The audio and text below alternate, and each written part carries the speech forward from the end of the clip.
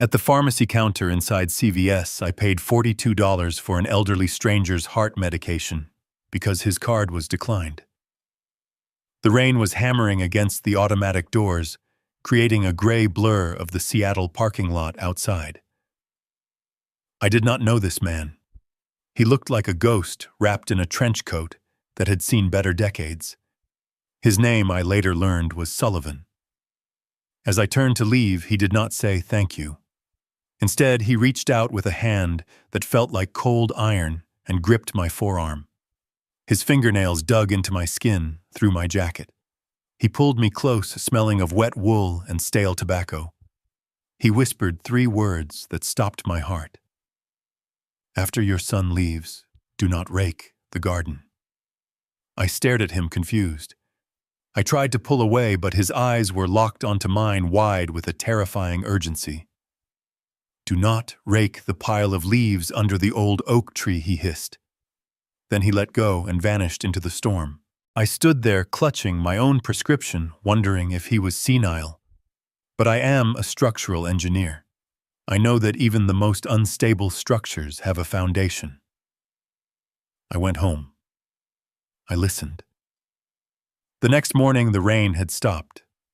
The sky was a bruised purple. I looked out my kitchen window. My son Brandon and his wife Monica had left the previous evening after a surprise visit. In the center of the backyard, under the sprawling branches of the centenary oak, sat a massive, perfect mound of autumn leaves. It looked innocent. It looked like a chore waiting to be done. My rake was leaning against the porch railing. My hands itched to grab it to clean up my property as I had done for 40 years. But Sullivan's voice echoed in my head. "Do not rake." I walked out to the patio. Instead of the rake, I picked up a decorative river stone the size of a bowling ball, which I used to prop open the garden gate. I walked toward the leaf pile. I stood 10 feet away. I heaved the heavy stone into the center of the mound. I expected a soft thud. I expected the stone to rest on top of the packed earth. There was no thud. There was a cracking sound like dry bones snapping. The entire pile of leaves collapsed inward. The ground simply vanished. The stone did not hit bottom for a full 2 seconds. I walked to the edge, my heart hammering against my ribs like a trapped bird. I peered down. The old dry well, which I had capped with 6 inches of reinforced concrete 20 years ago, was open. The concrete cap was gone. In its place, someone had laid a thin sheet of cardboard barely enough to hold the weight of dry leaves. And down in the darkness, 20 feet below, I saw the glint of sharpened steel rebar pointing upward. If I had stepped onto that pile to rake, I would have fallen. I would have been impaled. This was not a garden chore. This was an execution method. My knees gave way, and I sank to the wet grass. I realized then that the son I raised did not just want my house. He wanted me dead. Before I tell you how I survived the wolves living in my own guest room, tell me in the comments if you have ever realized that the people you love are the ones holding the knife. It started 8 weeks before the incident at the well. Silence is a heavy thing, but I had grown used to it. My wife passed away 5 years ago, and my son Brandon had not stepped foot in this house for 3 years. No calls on Christmas, no card on my birthday, just a void where family used to be. Then on a Tuesday, the phone rang. It was Brandon. His voice was bright, too bright, like a salesman trying to pitch a timeshare. He said he missed me. He said he and Monica wanted to come over for dinner. I am a logical man. I know that people do not change overnight without a catalyst, but I am also a father. The structural integrity of my logic had a weakness, and that weakness was the hope that my son had finally grown up. I said yes. They arrived in a leased BMW that cost more than my first house.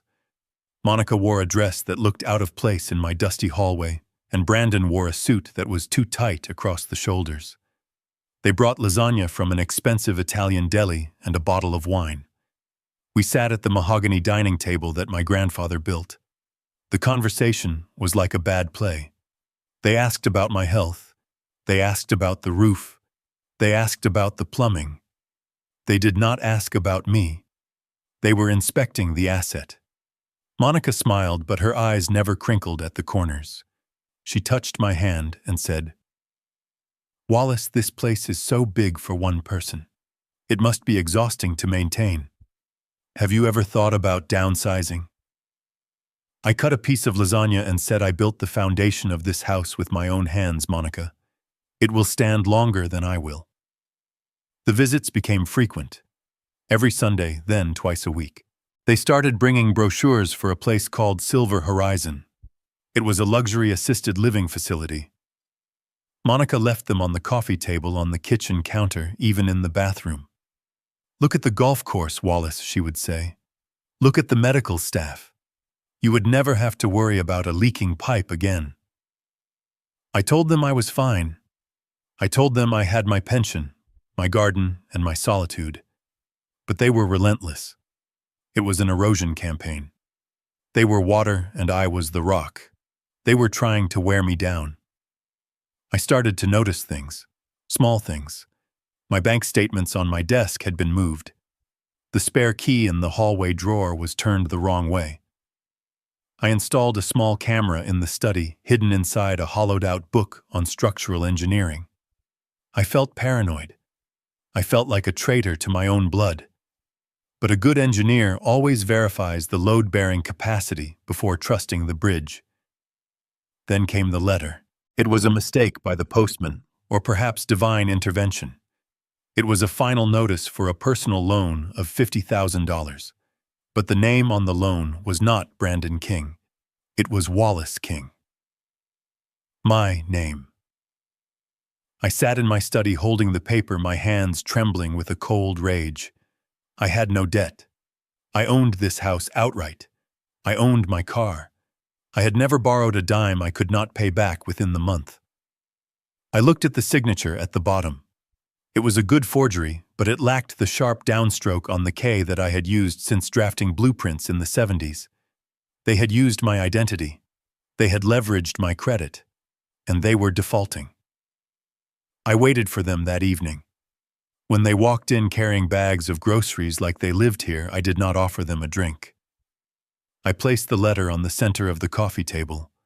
The silence that followed was heavy enough to crush the furniture. Brandon picked it up. His face went pale, draining of color until he looked like wet dough.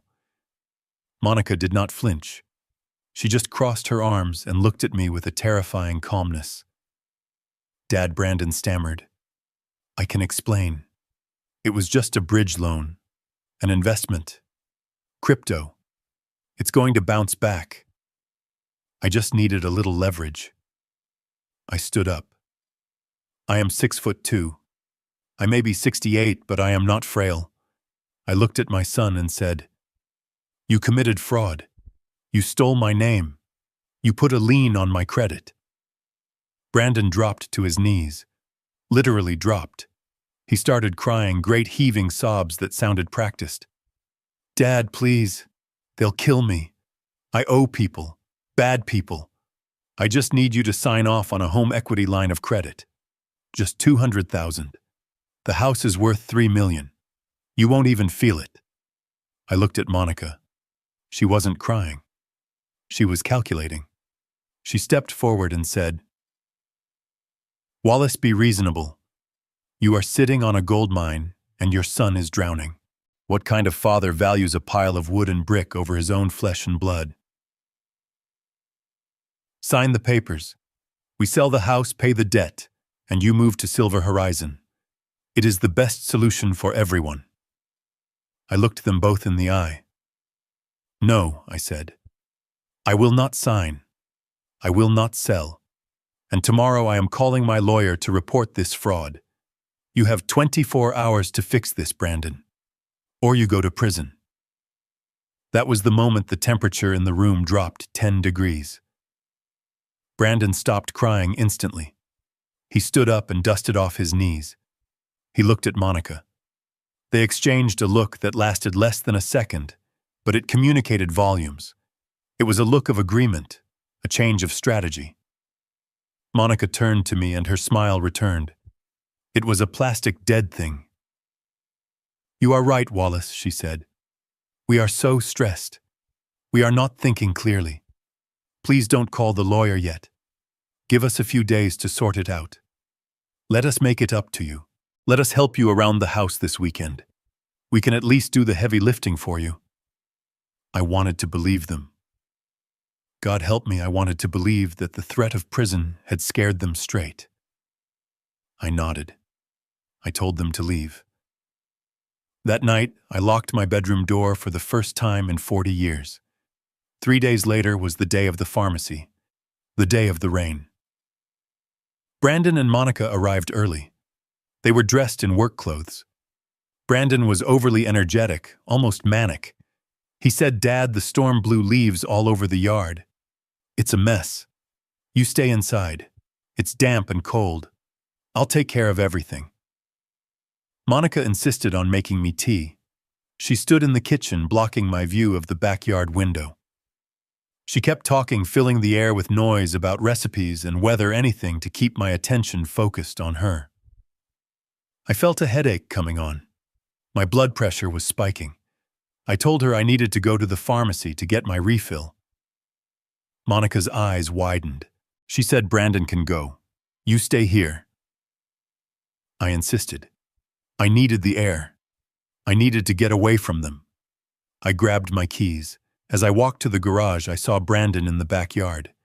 He was near the old oak tree. He wasn't raking. He was kneeling. He was moving something heavy. When he saw me, he jumped up, startled. He waved a jerky, nervous motion. "Just clearing the area. Dad, go get your meds." I drove to the pharmacy. That was where I met Sullivan. That was where the universe gave me a second chance. When Sullivan gripped my arm, I didn't understand. But as I drove home, the pieces started to click together like a steel frame locking into place. The forged loan, the desperation, the sudden desire to do yard work. The way Monica blocked the window. The way Brandon jumped when I saw him. When I returned from the pharmacy, the yard was immaculate, except for that one massive pile of leaves under the oak. Brandon met me at the door. He was sweating despite the cold. "All done, Dad," he said, panting. "I raked everything into one pile. It's heavy, wet leaves. Don't try to bag it yourself. I'll come back tomorrow and haul it away. But if you want to burn it or move it, just be careful. It's slippery out there." Monica chimed in, smiling. "You know how you are, Wallace. You always like to double-check Brandon's work. But please rest tonight. Your heart needs rest." They left quickly. Too quickly. They declined dinner. They practically ran to their car. I watched their taillights disappear down the driveway. I stood in the silent house. I looked at the tea Monica had made me. It was cold now. I poured it into the potted plant by the window. I do not know if it was poisoned, and at that moment it didn't matter. The real poison was the betrayal. I did not sleep that night. I sat in my chair by the window watching the leaf pile in the moonlight. It looked like a grave. In a way, it was intended to be. The next morning, after the stone fell and the earth swallowed it, I stood there for a long time. I realized the depth of their plan. It was elegant in its cruelty. An elderly man known to be stubborn about his garden slips on wet leaves and falls into an old well. A tragic accident. The house passes to the only heir. The insurance pays out double for accidental death. The debts are paid. The luxury life continues. I walked back into the house. My hands were steady now. The fear was gone, replaced by a cold, hard resolve. I went to the basement. I found a sheet of plywood and covered the hole again, covering the wood with dirt and leaves to make it look undisturbed. I reset the trap, but this time I was the one holding the trigger. I went to the phone. I did not call the police. Not yet. The police require evidence, and I needed more than a hole in the ground. I needed a confession. I picked up the receiver and dialed Brandon's number. It rang 4 times. "Hello?" Brandon's voice was tight. He was expecting a call from the coroner or the hospital. "Brandon," I said, making my voice sound weak and raspy. "I'm feeling a bit better this morning. The sun is coming out. I think I'm going to go out and finish those leaves. I hate leaving a mess in the yard." There was a silence on the other end, a silence so loud it screamed. Then I heard Monica's voice in the background, muffled but frantic. "Tell him yes, tell him to do it, no!" "Dad," Brandon said, his voice cracking.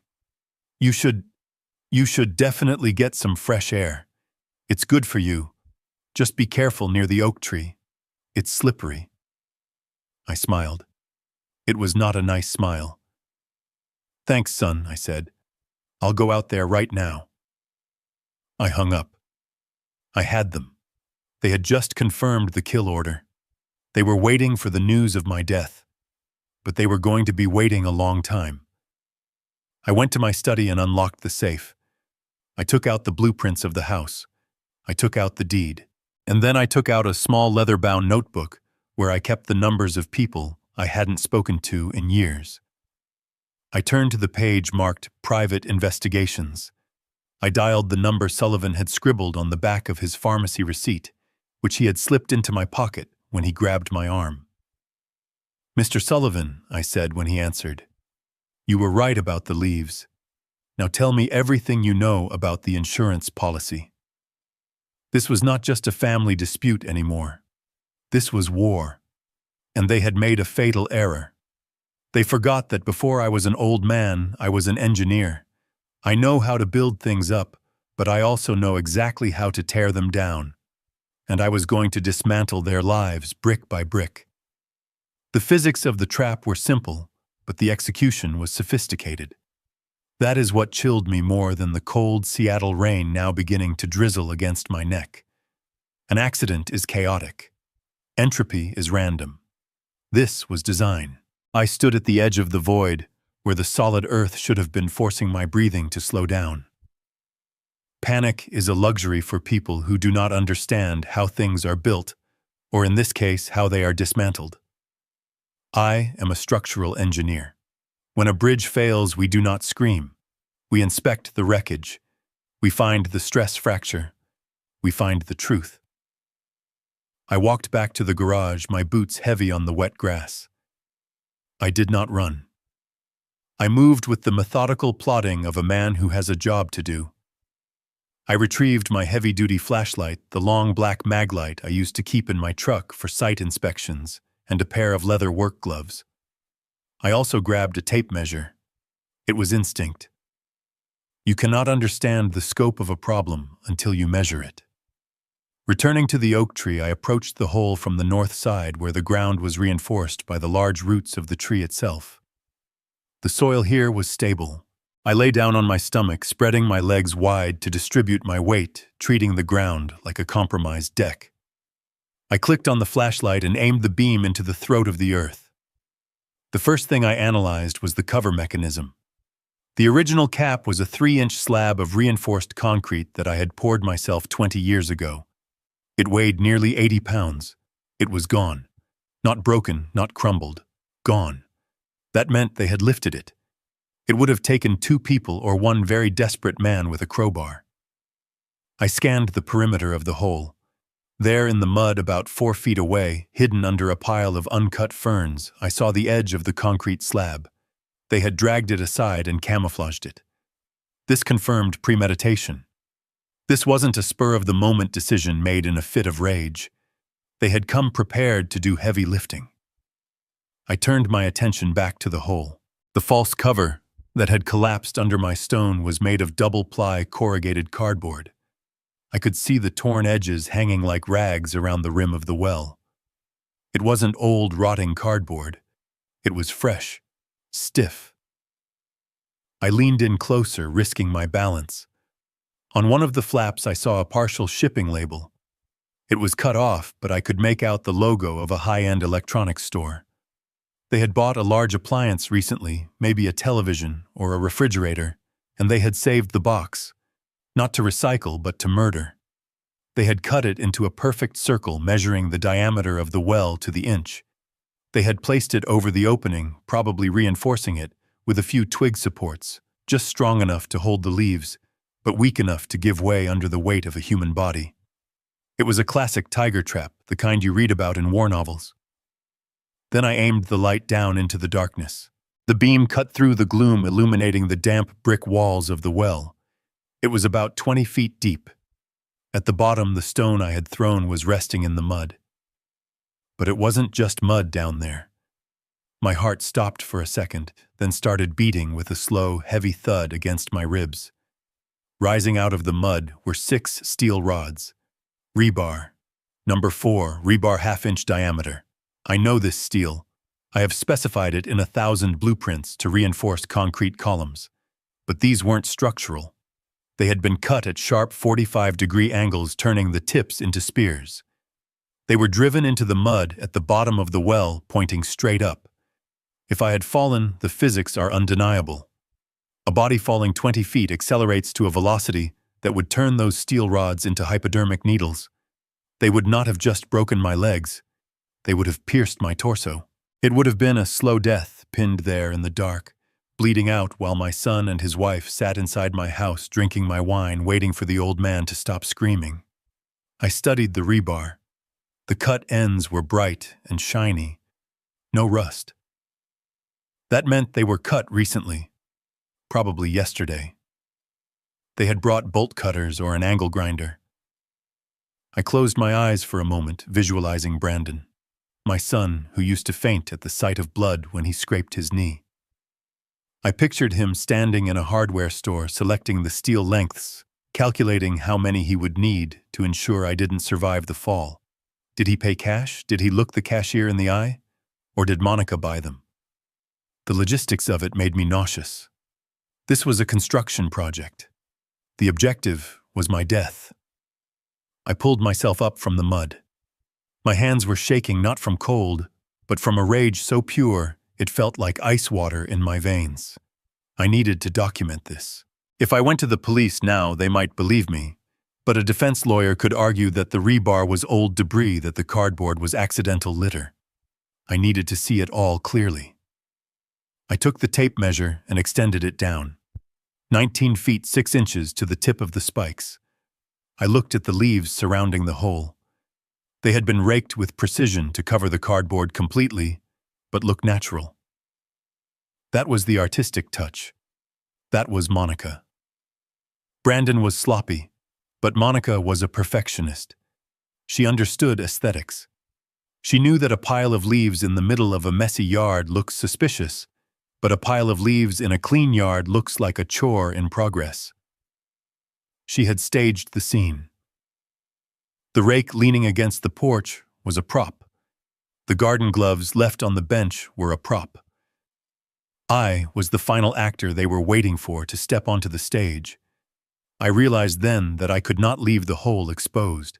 If they came back and saw the trap had been sprung, but I was alive, they would know I knew. They would panic. Desperate people are dangerous. They might try something cruder like a fire or a break-in.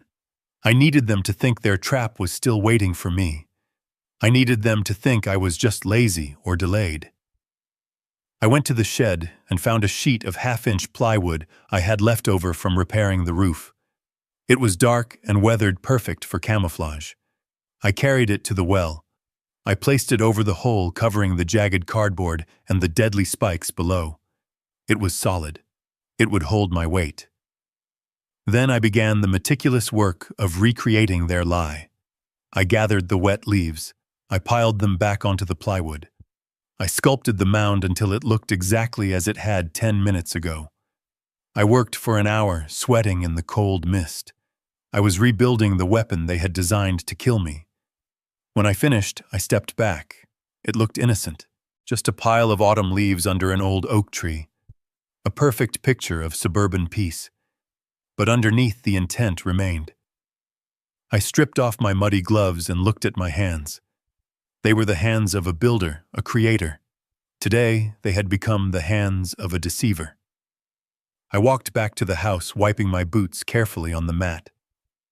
I entered the kitchen, which was warm and smelled faintly of the lemon cleaner Monica had used yesterday to scrub away her fingerprints. I sat at the kitchen table and took out my notebook. I wrote down the date and time. I wrote down the dimensions of the hole, the brand of the cardboard, the number of spikes. I drew a diagram. The engineer in me found comfort in the data. The father in me was dying a slow death. I looked at the phone on the wall. I needed to make the call to Brandon. I needed to sound frail. I needed to sound like the victim they wanted me to be. But before that, I poured myself a glass of water. My hand gripped the glass so hard, I thought it might shatter. I drank it in one gulp. Then I picked up the receiver. The dial tone hummed in my ear, a monotonous flatline. I was about to initiate a demolition sequence, and my son was the condemned structure. I dialed the number. The receiver felt heavy in my hand, a relic of a time when communication had weight and courted permanence. I listened to the dial tone, a monotonous hum that seemed to vibrate through the bones of my wrist. I was about to perform the most difficult acting role of my life. I was not playing King Lear or Hamlet. I was playing the role of the oblivious, frail old man who was still useful only as a victim. I took a breath, holding it in my lungs until they burned, trying to force my heart rate down. If my voice shook, it had to sound like weakness, not rage. The phone rang once, twice. On the third ring, the line clicked open. "Hello?" Brandon's voice was sharp, breathless. It was not the casual greeting of a son. It was the desperate answer of a man waiting for a verdict. There was no background noise on his end. No TV, no traffic. They were sitting in silence, waiting for the phone to ring, praying that the voice on the other end would be a paramedic, a police officer, or a coroner. "Brandon," I said. I let a little wheeze creep into my voice, the sound of air struggling through an old carburetor. "It's Dad." There was a pause. A beat of silence that lasted a fraction of a second too long. Then the performance began. "Dad." "Hey. We were just talking about you. Is everything okay?" The question was loaded. Is everything okay meant, are you still alive? Are you injured? Are you calling from the bottom of a hole? I cleared my throat, making a wet, rattling sound. "I'm fine, son. Just frustrated. I tried to go out to the garden like we talked about. I got my boots on and everything. But this damn back of mine. I tried to bend down to tie my laces and it just seized up on me, like a hot poker right in the lumbar. I can barely stand up straight." I waited. I needed to hear the reaction. I needed to confirm the hypothesis. "Oh," Brandon said. The word fell out of his mouth like a dropped stone. The disappointment was so palpable I could almost feel it coming through the wire. It wasn't concern. It wasn't sympathy. It was the deflation of a balloon. "You didn't go out. You didn't rake the leaves." "No," I said, leaning against the kitchen counter. My eyes fixed on the photograph of Brandon's college graduation hanging by the fridge. "I'm stuck inside today. I'm sitting here with a heating pad. I don't think I'll be able to get to that pile for a few days. Maybe next week. I said it deliberately. To a desperate debtor, a week is an eternity. A week is 7 days of interest, 7 days of threats from loan sharks, 7 days of terror. Then I heard it. It was faint, but my hearing has always been sharp-tuned by years of listening for stress fractures in concrete and the groan of settling timber. It was Monica. She must have been pressing her ear against the other side of the phone. "For God's sake," she hissed. It was a whisper, violent and jagged. "He's useless. Even when he's trying to be helpful, he's useless." Brandon must have covered the mouthpiece because there was a muffled fumbling sound, a rustle of fabric, and a hushed, urgent exchange. I could not make out the words, but the tone was unmistakable. It was the sound of two conspirators realizing their timeline had just been shattered. It was the sound of panic. Dad Brandon came back on the line. His voice was higher now, strained. Listen, you really need to get those leaves cleaned up. The forecast says more rain is coming. If that pile sits there, it's going to rot. It's going to kill the grass under the oak tree. You know how much you love that grass. He was pushing me toward the trap. He was begging me to walk into the execution chamber because he was worried about the lawn. The absurdity of it almost made me laugh, a dark, bitter laugh that would have given everything away. I know, son, I said. I'll try again tomorrow. Maybe if I take enough painkillers, I can push through. Don't push too hard, he said. And then in a slip of the tongue that revealed the monster beneath the skin, he added, just get it done, okay? I just want the yard to look nice for you. We hung up. The click of the disconnection was the loudest sound in the world. I placed the receiver back on the cradle and stood there in the silence of my kitchen. The adrenaline that had sustained me through the inspection of the well began to fade, replaced by a cold, creeping horror that started in my stomach and radiated out to my fingertips. I looked at my hands. They were the same hands that had held Brandon when he was an hour old. I remembered the weight of him, a warm, squirming bundle wrapped in a hospital blanket. I remembered the promise I made to him, then a silent vow to protect him from the world, to build a foundation that would never crumble beneath his feet. I had spent 35 years pouring my sweat, my money, and my love into that boy. I taught him to ride a bike on this very driveway. I paid for his braces. I paid for his degree. I held him when he cried over his first heartbreak. And now that same boy, the flesh of my flesh, was sitting in a luxury apartment across town, angry that I was not currently impaled on rusty steel spikes. It is a specific kind of fear. It is not the fear of death. At 68, death is a neighbor you know will eventually knock on your door. This was the fear of your own creation turning against you. It was the realization that the love you gave was not an investment that accrued interest, but a resource that had been mined until the vein was empty, and now the mine shaft was being collapsed to cover the evidence. I walked into the living room and sat in my armchair. The house felt different now. Yesterday it was a home. Today it was a hunting ground. I looked at the objects around me. The ceramic coaster Brandon made in third-grade camp. The framed photo of us fishing at Lake Union.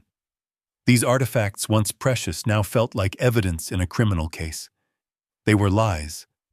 Or perhaps they were truths that had rotted over time, corrupted by greed and the influence of a woman who saw people as line items on a balance sheet. I realized then that I was grieving. I was not grieving my own potential death. I was grieving the death of my son. The man who existed in my head, the Brandon I thought I knew, did not exist. He had been replaced by this stranger, this hollow shell of a man who could discuss his father's murder with the annoyance of a delayed Amazon delivery. Monica's voice echoed in my head. He is useless.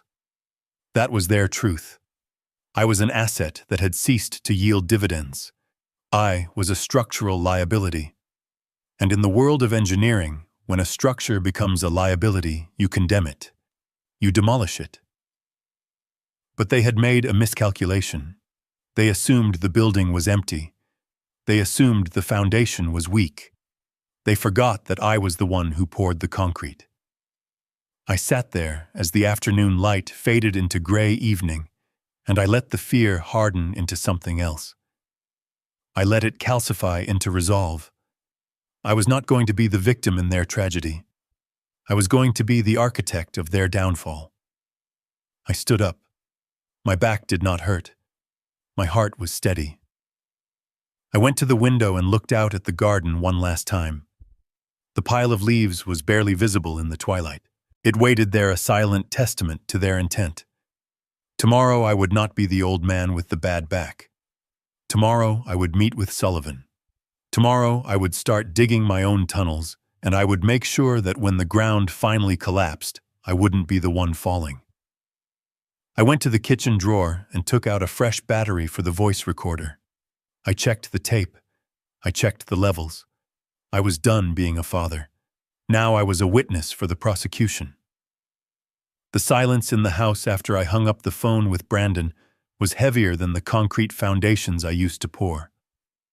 I sat in the dark living room watching the headlights of passing cars sweep across the ceiling like searchlights. I was waiting. Sullivan had said he would come after dark, and for a man who looked like he lived in the shadows, I knew he would be punctual. At 9:15, there was no doorbell, just a rhythmic heavy knock on the back porch door. It was the knock of a man who knows how to enter a place unseen. I unlocked the deadbolt and opened the door. The night air was wet and smelled of pine needles and impending frost. Sullivan stood there, water dripping from the brim of a hat that went out of style in the 50s. He didn't smile. He didn't offer a greeting. He simply stepped inside, wiping his muddy boots on the mat with a surprising amount of respect for my floors. I led him to the study, the only room in the house where I felt I could still think clearly. I offered him a drink. He asked for whiskey neat. I poured 2 glasses. My hand was steady, but my soul was vibrating with a frequency that felt dangerous. Sullivan took a sip, his eyes scanning the room, taking in the shelves of engineering books, the framed degrees, the life of a man who built things to last. He placed the glass down on a coaster and reached into his coat pocket. He pulled out a thick manila envelope. It was battered, stained with coffee rings and rain, looking exactly like the man who carried it. He slid it across the mahogany desk. The sound of paper sliding on wood was the only noise in the room. "Before you open that," Sullivan said, his voice like gravel grinding in a mixer, "you need to understand who I am. I am not a police officer. I am not a friend of the family. I am a private investigator contracted by the Zenith Mutual Insurance Group. My job is usually boring. I catch people faking back injuries to get workers' compensation. I catch husbands hiding assets during divorces. But 3 weeks ago, a flag went up in our system that made my stomach turn." I stared at the envelope. "What kind of flag?" I asked. "A $5 million flag," Sullivan replied. He leaned forward, the shadows from the desk lamp cutting across his face, making him look like a gargoyle. "Your son, Brandon King, purchased a term life insurance policy on you. The beneficiary is him. The secondary beneficiary is his wife, Monica." I felt the air leave my lungs. 5 million. That was the price tag they had put on my head. But why, I asked, forcing the logic to override the pain. "I have assets. The house is worth 3. My savings are substantial." "Why insurance?" "Because assets take time to liquidate." Sullivan explained, his voice devoid of pity. "Probate court takes months. Selling a house takes inspections, negotiations, closings. Your son is in debt to people who do not have patience. They do not want a house. They want cash, and they want it yesterday. But here is the kicker, Mr. King. Here is why I am sitting in your study drinking your whiskey instead of watching baseball. The policy has a double indemnity clause." I knew what that meant, but I needed to hear him say it. "If you die of natural causes, a heart attack or a stroke, the policy pays out $2 million, Sullivan said. "But if you die of an accidental death, a fall, a fire, a drowning, it pays out double. $5 million, tax-free. Immediate payout pending a coroner's report ruling it an accident." The room seemed to spin. The well, the leaves, the rebar. It wasn't just murder. It was a business transaction optimized for maximum return on investment. They didn't just want me dead. They needed me to die violently. They needed my body to be broken so their bank account could be whole. The cruelty of it was mathematical. I opened the envelope. My fingers felt numb. Inside were photographs.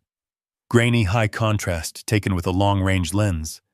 The first one showed Brandon standing in the parking lot of a Home Depot. He was looking over his shoulder, his face pale and sweaty. He looked like a child trying to steal candy, except the stakes were lethal. In his hands he carried a bundle of steel rods. Rebar. I recognized the gauge immediately. The next photo showed him loading bags of quick-set concrete into the trunk of his BMW. The third photo was the one that broke me. It was taken through the window of a coffee shop. Brandon was sitting across from Monica. She was holding his hand, smiling. But on the table between them was a piece of paper. Sullivan tapped the photo with a yellow-stained fingernail. "I zoomed in on that with digital enhancement," Sullivan said. "That is the policy application. See the date? That was the day after you refused to co-sign his loan. She is not comforting him, Wallace. She is coaching him. She is explaining that you are worth more as a corpse than a father." I looked at the image of my daughter-in-law. Her face was beautiful, serene, and utterly demonic. I realized then that Brandon was the weapon, but she was the hand that aimed it. My son was weak, a structure with a compromised foundation, but she was the earthquake. Sullivan took another sip of whiskey. "I have been following them for 10 days, he said. "I watched them drive out to the old quarry to test the sharpness of the rebar. I watched them buy the cardboard from an appliance store in Tacoma so it couldn't be traced to local shops. I stood outside your fence last night in the rain because I knew the timeline. The debt collectors gave Brandon a deadline of this Friday. Today is Wednesday. You were scheduled to die this morning." I looked up at him. "Why didn't you go to the police?" Sullivan sighed, a long, weary sound. "Because intent is hard to prove in court. If I went to the police yesterday, Brandon would say he was buying rebar for a home improvement project. He would say the insurance policy was just prudent planning for an aging father. A good lawyer would get him off with a slap on the wrist. He would walk free. And you would still be in danger. They would just try again, smarter next time. Maybe a gas leak. Maybe a car crash." "So what do we do?" I asked. The engineer in me was taking over. I needed a plan. I needed a schematic. "We don't stop them," Sullivan said, a cold smile touching his lips for the first time. "We let them proceed. We let them think they are winning. You see, Mr. King, fraud is only a crime when you try to collect. Attempted murder is hard to stick, but insurance fraud, that is a federal offense. And if we can catch them in the act of trying to claim the money for a murder they think they committed, we have them forever." He reached into the envelope again and pulled out a small black device. It looked like a pager. "This is a GPS tracker and a high-gain listening device," he said. "I need you to plant this, not in their car. They sweep the car. I need you to plant it somewhere they will never look, somewhere that will be in the room with them when they confess to each other." I nodded. I knew exactly where to put it. Monica carried a vintage leather handbag everywhere she went. It had a loose lining in the bottom. I had fixed the strap for her once years ago when I still thought she was a daughter. Sullivan leaned in closer. "Here's the plan. You're going to play sick for 2 more days. You are going to make them desperate. Desperation makes people sloppy. They will try to force the accident. They might come here to push you. They might try to poison you again. You need to be ready. You need to be a ghost in your own house." "I am not afraid," I said. And it was the truth. The fear had burned away, leaving only cold ash. "Good," Sullivan said. "Because I can't protect you 24 hours a day. I can document the crime, but you have to survive it. I have a contact at the precinct, a detective who hates this kind of thing as much as I do. When the trap springs, he will be ready. But we need the smoking gun. We need them to say the words on tape. We need them to admit that the accident wasn't an accident." He finished his whiskey and stood up. The meeting was over. The alliance was formed. He was the hunter, and I was the bait. "One more thing," Sullivan said, pausing at the door. "Why did you pay for my medicine at the pharmacy? You didn't know who I was. You didn't know I was saving your life. Why did you do it?" I looked at this stranger, this angel of death in a trench coat. "Because you looked like you were fighting a battle." "You were losing," I said. "And I know what that feels like." Sullivan nodded, pulling his hat down low. "Keep your doors locked, Wallace. And don't drink the tea." He slipped out into the night, leaving me alone with the envelope of photos. I sat there for a long time staring at the picture of my son buying the spikes. I took a pair of scissors from my desk drawer. Carefully, methodically, I cut the photo. I cut Brandon out of the frame.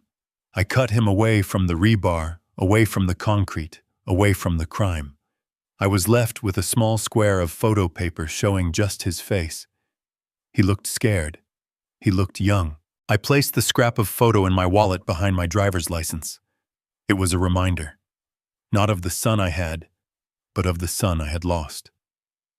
The Brandon in the photo was already dead.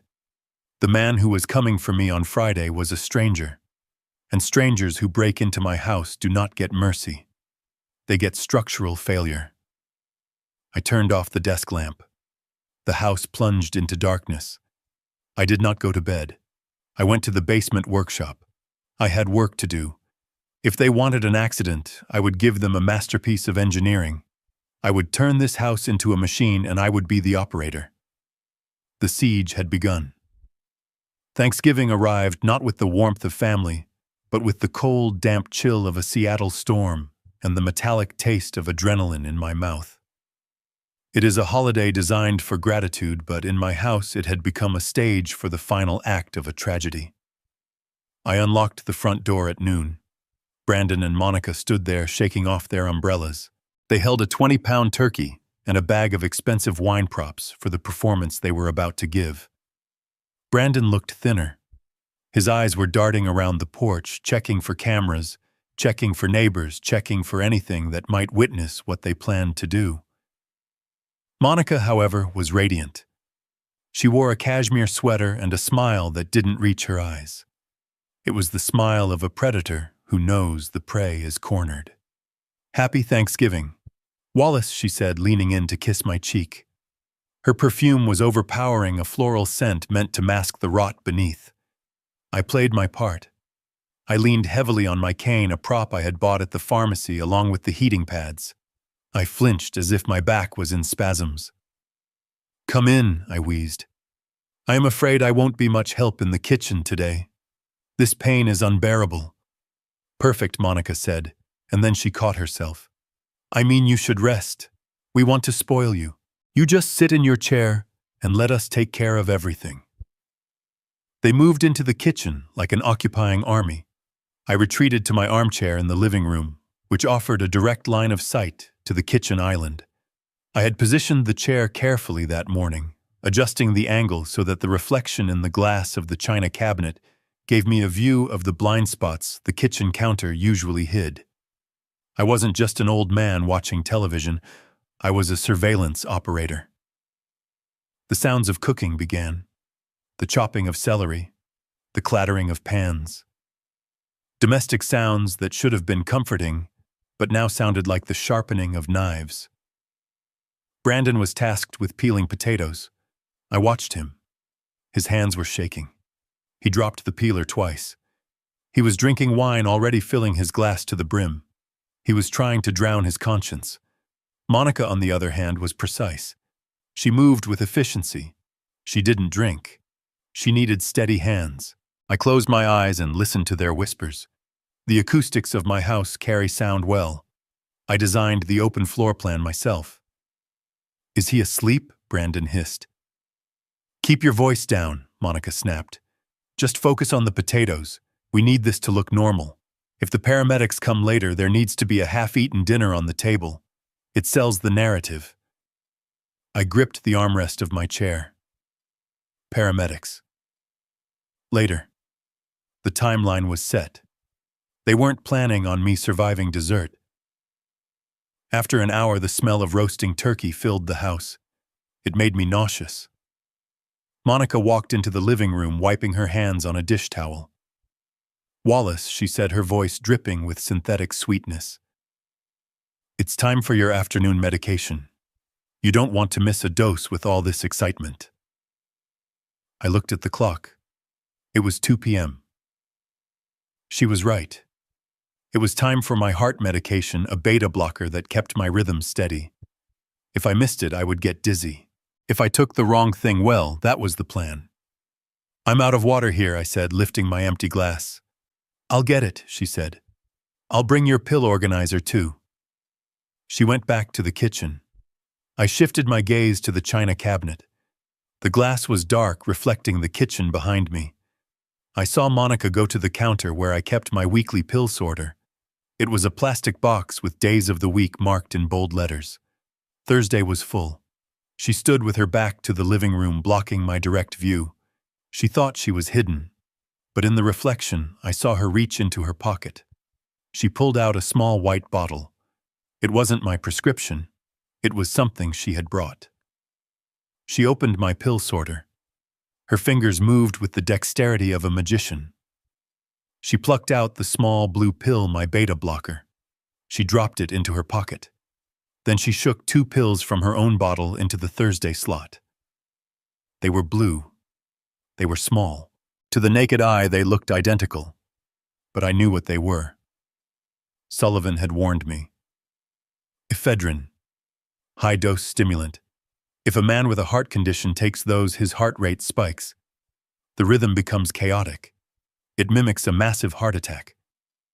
She snapped the lid of the pill sorter shut. She put the water glass on the tray. Then she paused. She took a deep breath, composing her face, resetting the mask. She turned around and walked back toward me.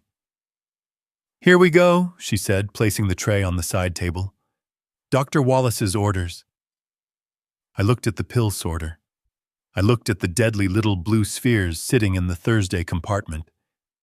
They were death in tablet form. "Thank you, Monica," I said.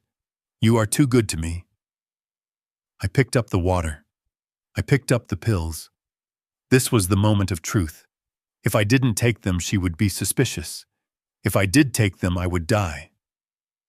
I needed a distraction. "Oh, damn it!" I exclaimed, patting my pockets. "My reading glasses. I left them in the bedroom.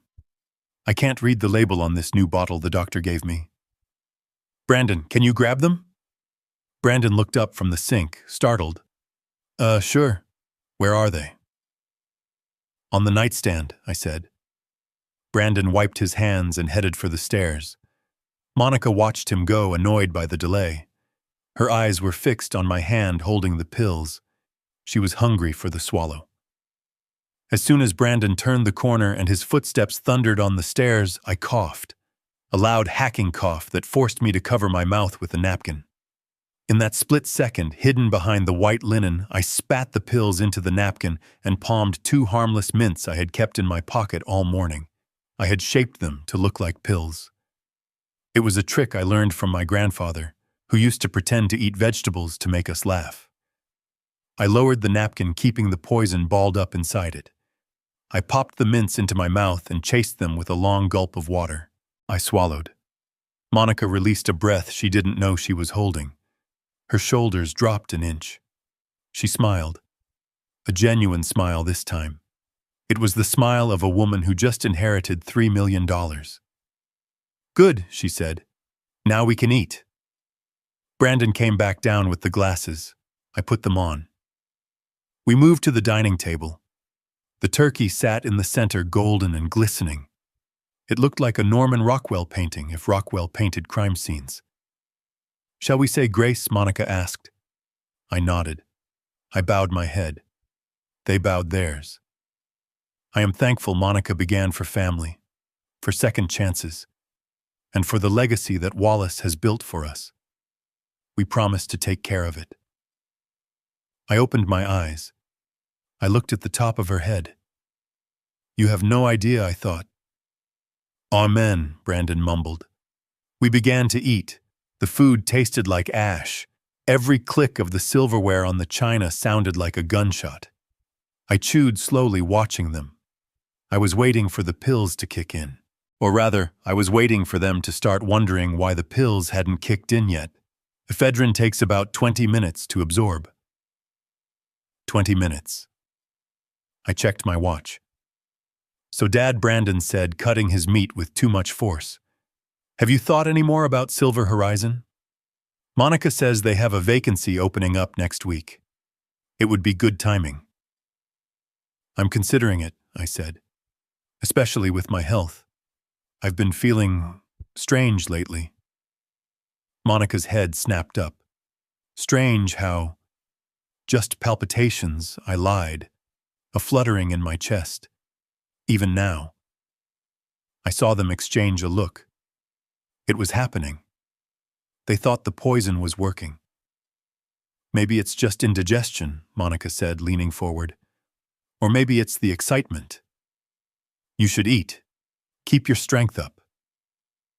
I ate a few more bites. Then I dropped my fork. It clattered loudly onto the plate. I brought my hand to my chest. I let out a groan. Dad Brandon stood up his chair, scraping back. My chest, I gasped. It feels tight. This was the test. A loving son would run for the phone. A loving son would scream for help. Brandon just stood there. He looked at Monica. Monica didn't move. She sat perfectly still, holding her wineglass. Her eyes were cold, calculating timing the event. Sit down, Brandon, she said calmly. He's just having a spell. Give him a minute. You don't want to overreact. But he looks bad, Brandon whispered. He's fine, she said. Just let it pass. I slumped in my chair, letting my breathing become ragged. I watched my son. I begged him with my eyes to be a man, to be a human being. I saw the conflict in his face. I saw the fear. But mostly, I saw the greed. He sat back down. He picked up his wineglass. He looked away. That was the moment my heart actually broke. Not from poison, but from the crushing weight of the truth. My son was gone. The man sitting across from me was just an accomplice. I let the silence stretch for a full minute. I let them believe I was dying. I let them savor their victory. And then I sat up straight. I took a deep breath. I picked up my fork. Actually, I said, my voice strong and clear. It passed. It must have been just gas. This turkey is a little dry, Monica.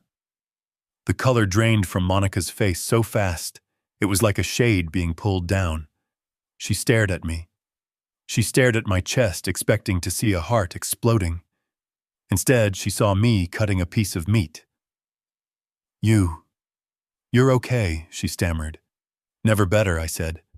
In fact, I feel energized. I took a bite of turkey. I chewed. I swallowed.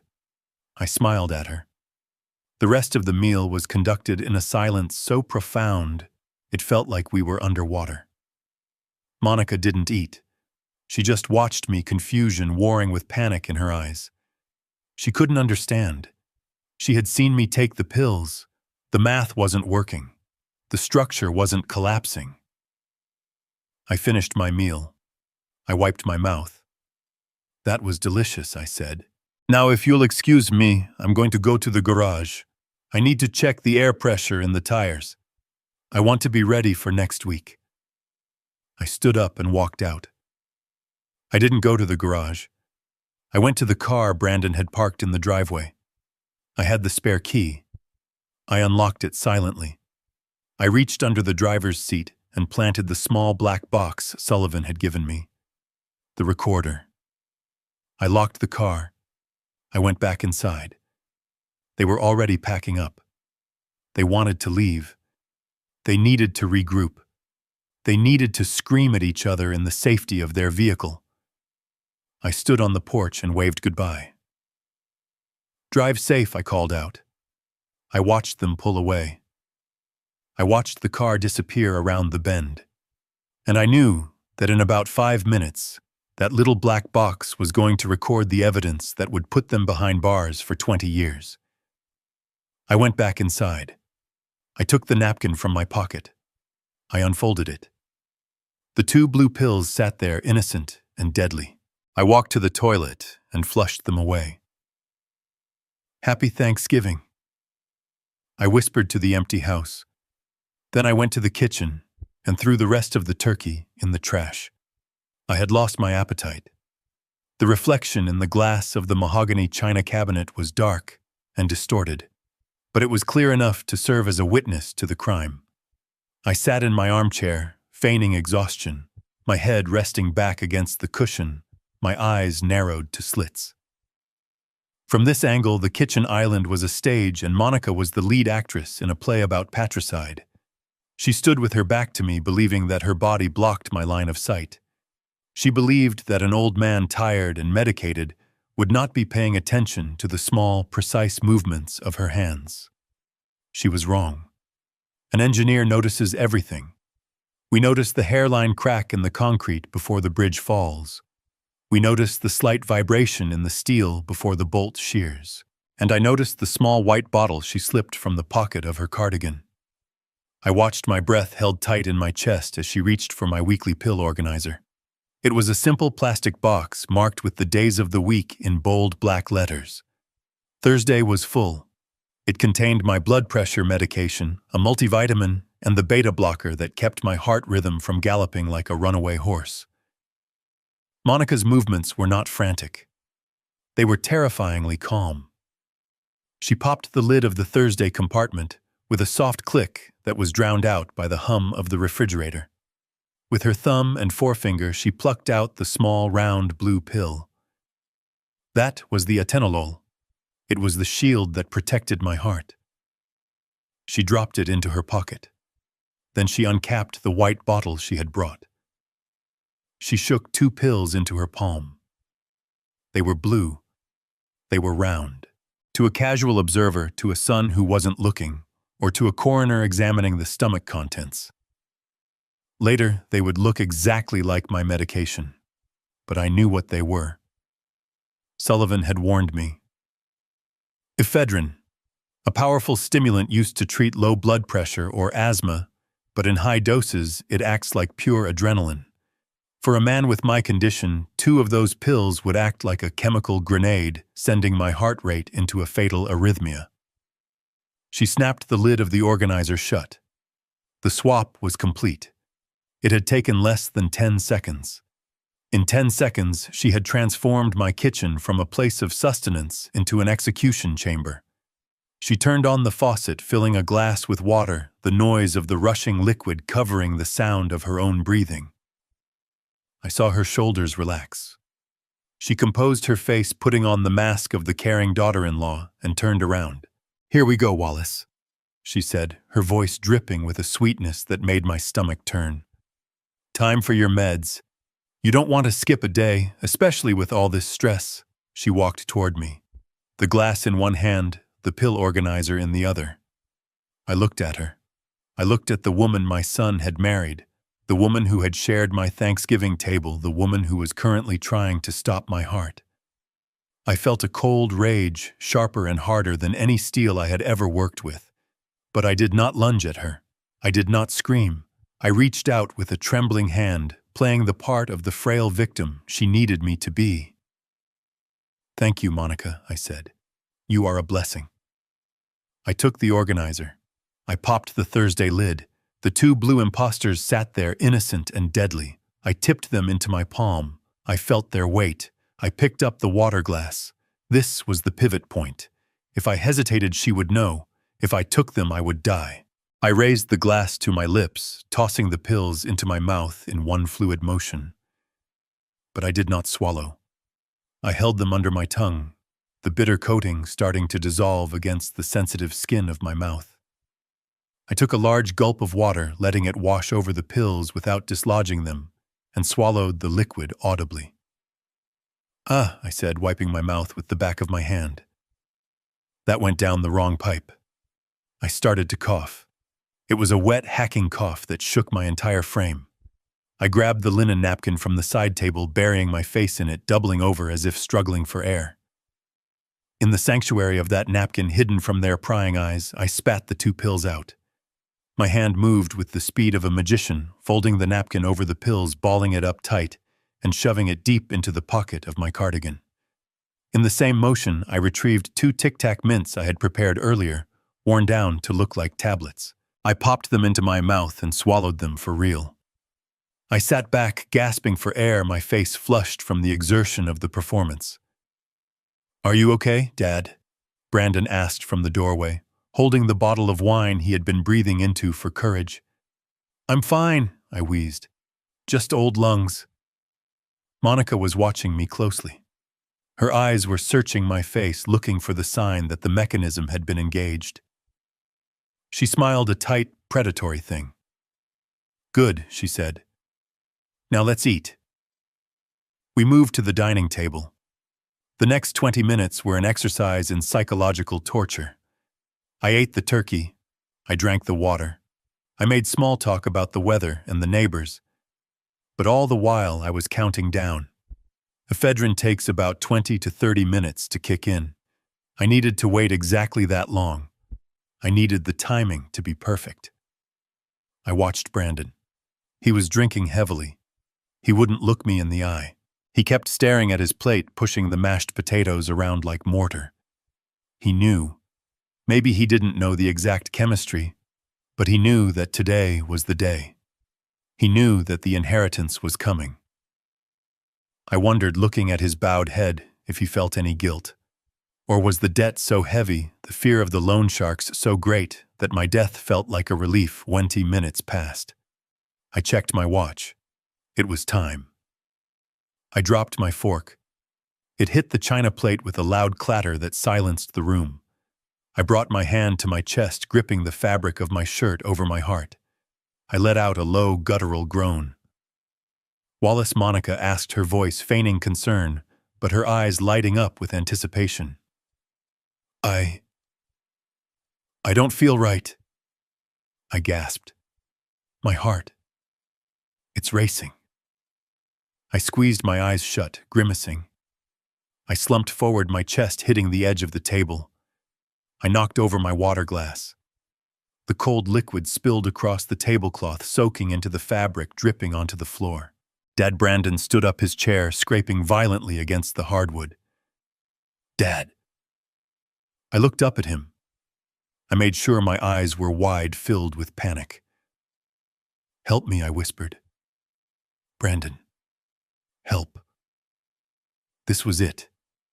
This was the test. A stranger would call 911. A neighbor would call 911. A son should be tearing the phone off the wall to save his father. Brandon took a step toward me. His hand went into his pocket, reaching for his cell phone. I saw the screen light up. I saw his thumb hovering over the keypad. But then a hand clamped onto his wrist. It was Monica. "Wait," she said. Her voice was calm, ice cold. "Don't crowd him, Brandon. Let him breathe. He's having a heart attack, Mon." Brandon yelled, panic rising in his voice. "We need to call—" "No," Monica said. She didn't shout. She just squeezed his wrist harder, digging her nails in. "Look at him. It's just a spell. Remember what the doctor said about panic attacks? If you call the ambulance now, they'll just sedate him. Just wait. Give it a minute." Brandon looked at me. I was gasping, clutching my chest, sliding out of my chair onto the floor. I lay on the rug, looking up at them. From this angle, they looked like giants. They looked like gods deciding the fate of a mortal. "Brandon," I choked out. "Please, call." My son looked at his phone. Then he looked at his wife. Monica stared back at him, her eyes hard and unyielding. She was silently reminding him of the debt. She was reminding him of the $5 million. She was telling him that this was the only way out. 1 second passed, 2 seconds, 3. The silence in the room was deafening. It was the sound of a moral foundation collapsing. It was the sound of my son choosing money over my life. Brandon slowly lowered the phone. The light on the screen went out. He stepped back. He turned his face away, unable to watch me die. "I'm sorry, Dad," he whispered. Just let go." Cruelty is not always a shout. Sometimes it is a whisper. Sometimes it is inaction. That moment lying on the rug was the most painful moment of my life. The physical pain I was faking was nothing compared to the spiritual evisceration I was enduring. My son had just killed me. In his heart, he had already buried me. I lay there for another minute, letting the horror of it sink in. I let them believe it was over. I watched Monica smirk a triumphant curl of her lips as she watched the life supposedly drained from my eyes. She thought she had won. She thought the check was in the mail. And then I stopped gasping. I let my breathing even out. I uncurled my body. I sat up. I adjusted my collar. I brushed a crumb off my sweater. I looked at them. Brandon turned back, confused. Monica's smile faltered. "Dad?" Brandon asked, his voice trembling. I stood up. I didn't need the table for support. I stood tall, my full 6 feet 2 inches looming over them. "You know," I said, my voice steady and devoid of the wheeze I had been affecting for weeks. It passed. Monica stepped back, hitting the sideboard. What she stammered. "But you..." "It must have been indigestion," I said, staring straight into her eyes. "Or maybe it was the mints I ate before dinner. They can be quite strong." I reached into my pocket and pulled out the napkin. I unfolded it slowly, revealing the 2 blue pills still intact, slightly dissolved but unmistakably unswallowed. I held them up between 2 fingers. "You really should be more careful with your medication, Monica," I said. "These don't look like vitamins." The color drained from her face so completely, she looked like a corpse. Brandon made a sound like a wounded animal. I walked past them. I walked to the kitchen sink and dropped the pills into the garbage disposal. I flipped the switch. The machine roared, grinding the poison into dust. I turned off the disposal. The silence returned. "I think I'll skip dessert," I said. I walked out of the room, leaving them standing in the wreckage of their failed murder plot. I had my answer. I had my evidence. And now the gloves were off. The red taillights of the BMW dissolved into the mist at the end of my driveway, leaving me standing on the porch in a silence that felt heavy and absolute. The rain had started again, a slow, freezing drizzle that coated the world in gray varnish. I did not go back to the kitchen to clean up the remains of the Thanksgiving dinner. I did not check the locks. I walked straight to my study, my steps echoing on the hardwood floor, like the cadence of a judge walking toward the bench. On my desk sat a ruggedized laptop that Sullivan had left for me. It was connected to a secure server linked directly to the small black transmitter I had magnetized to the underside of the passenger seat of Brandon's car just moments ago. It was a high-fidelity listening device sensitive enough to pick up a whisper powered by a battery that would last for 48 hours. I sat down in my leather chair. I did not turn on the desk lamp. I preferred the dark. I put on the noise-canceling headphones, pressing the cups tight against my ears, sealing myself in with the ghosts. I watched the audio waveform on the screen. It was a flat green line, static and lifeless. Then, as the car cleared the interference of my garage, the line spiked. The sound was crystal clear. It started with the thrum of the engine, a German-engineered purr that sounded aggressive in the quiet cabin. Then came the sound of aggressive breathing. It was Brandon. He was hyperventilating short, sharp gasps that sounded like a drowning man breaking the surface. "Calm down!" Monica's voice cut through the air. It was distorted slightly by the road noise, but the venom was unmistakable. "You are driving like a maniac. Slow down before you get us pulled over. The last thing we need is a cop looking in the trunk and seeing the shovel." I froze. A shovel. They had brought a shovel. They hadn't just planned to kill me. They had planned to bury me. Or perhaps they planned to bury the evidence. The realization made my skin crawl, but I forced myself to keep listening. "I can't calm down," Brandon shouted. He slammed his hand against the steering wheel. The dull thud echoed in my ears. "Did you see him? Did you see his eyes?" He looked fine. He took the pills. Monday. I watched him put them in his mouth. 2 of them. That dose should have stopped a horse. Why is he still walking? Why is he eating turkey? Maybe they were expired, Monica hissed. Or maybe you bought the wrong thing. I told you to get the liquid concentrate, but you insisted on the pills because they were cheaper. You are always so cheap, Brandon. Even when it comes to murder. No, Brandon argued, his voice cracking. It was the right stuff. Maybe he has a tolerance. Maybe his heart is stronger than we thought. God, what are we going to do? It's Thursday. The deadline is tomorrow at noon. The deadline. Sullivan was right. I leaned closer to the screen, staring at the jagged green lines that represented the voices of my family plotting my extinction. We are going to stick to the plan, Monica said. Her voice was terrifyingly steady. If the chemical route failed, we go back to kinetics. We go back to the accident. We can't. Brandon screamed. He knows something. Did you hear him talk about the mints he was taunting us? I think he knows. He doesn't know anything, Monica snapped. He is a senile old man who got lucky. He thinks he had indigestion. Don't give him so much credit. He is a retired engineer, not Sherlock Holmes. Listen to me. We don't have a choice. Do you want to call Yuri and tell him we don't have the money? Do you want to explain to the Russians that your daddy didn't die on schedule? The name hung in the air. Yuri. The Russians. The abstract concept of debt suddenly solidified into a very specific, very violent reality. They'll kill me, Brandon whimpered. He sounded 5 years old again, crying because he broke a window.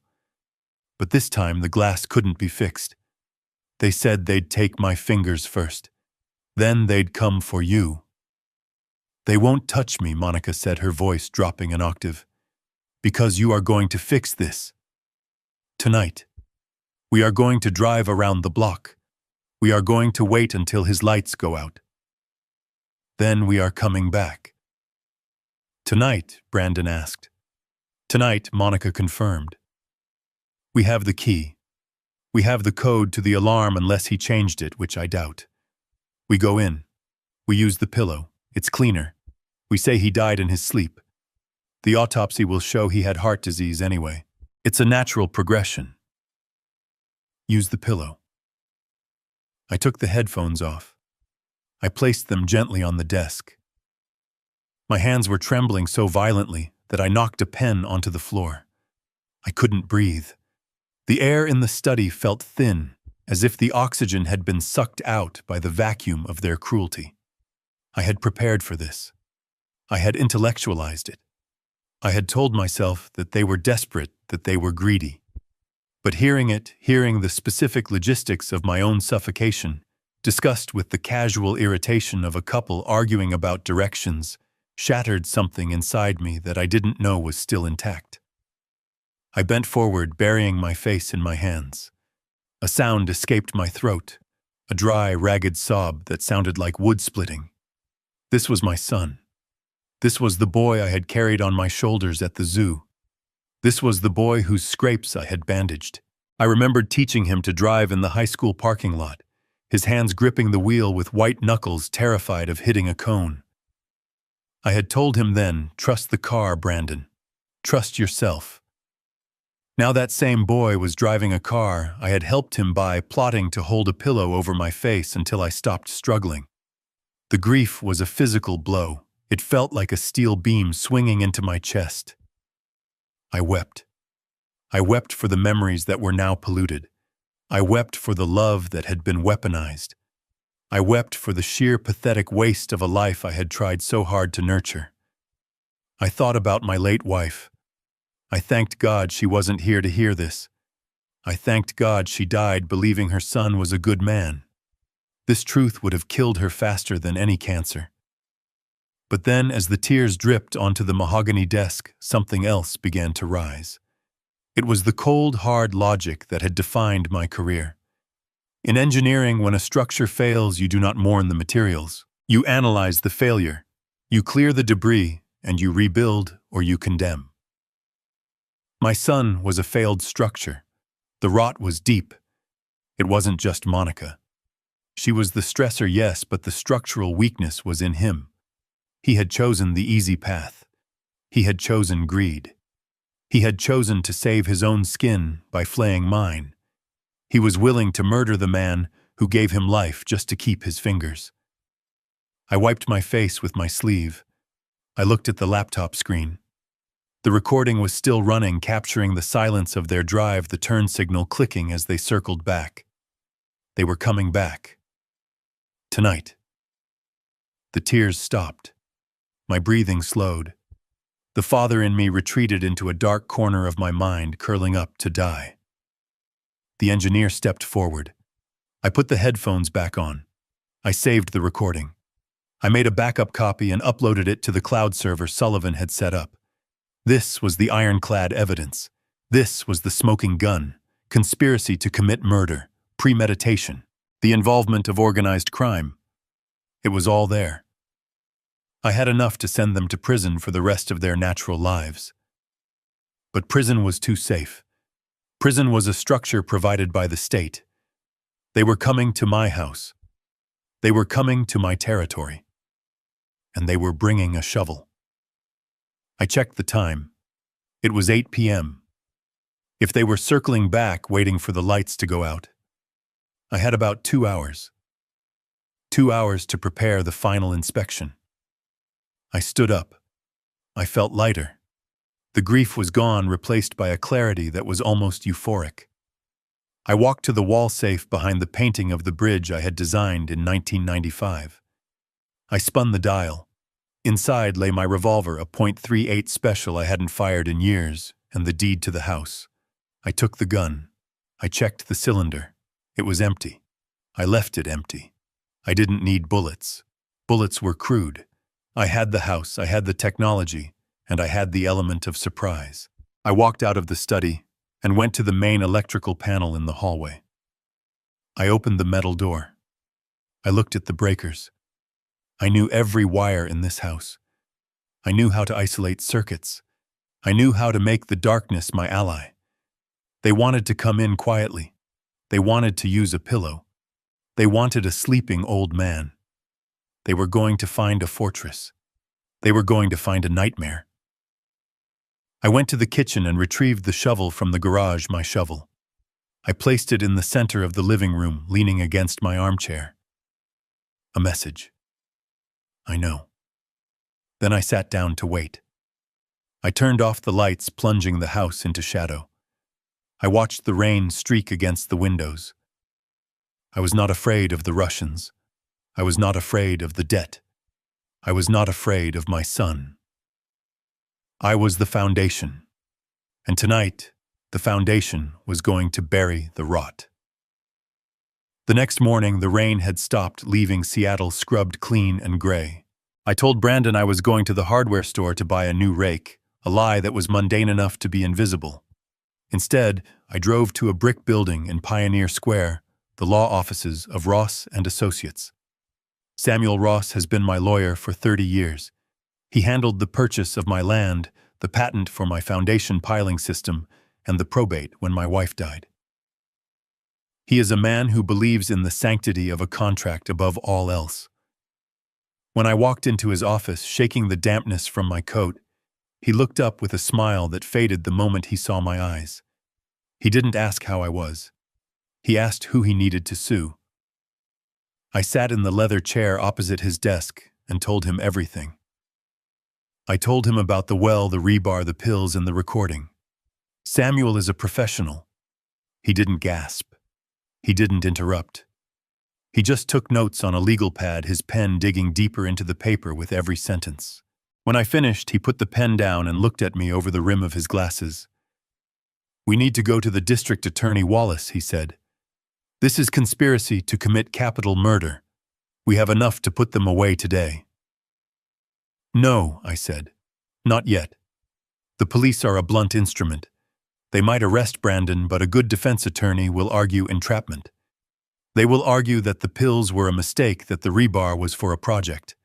I need something absolute. I need them to destroy themselves. And I need to buy myself time until the trap snaps shut." I slid a piece of paper across the desk. It was a draft I had typed up on my typewriter at 4 in the morning.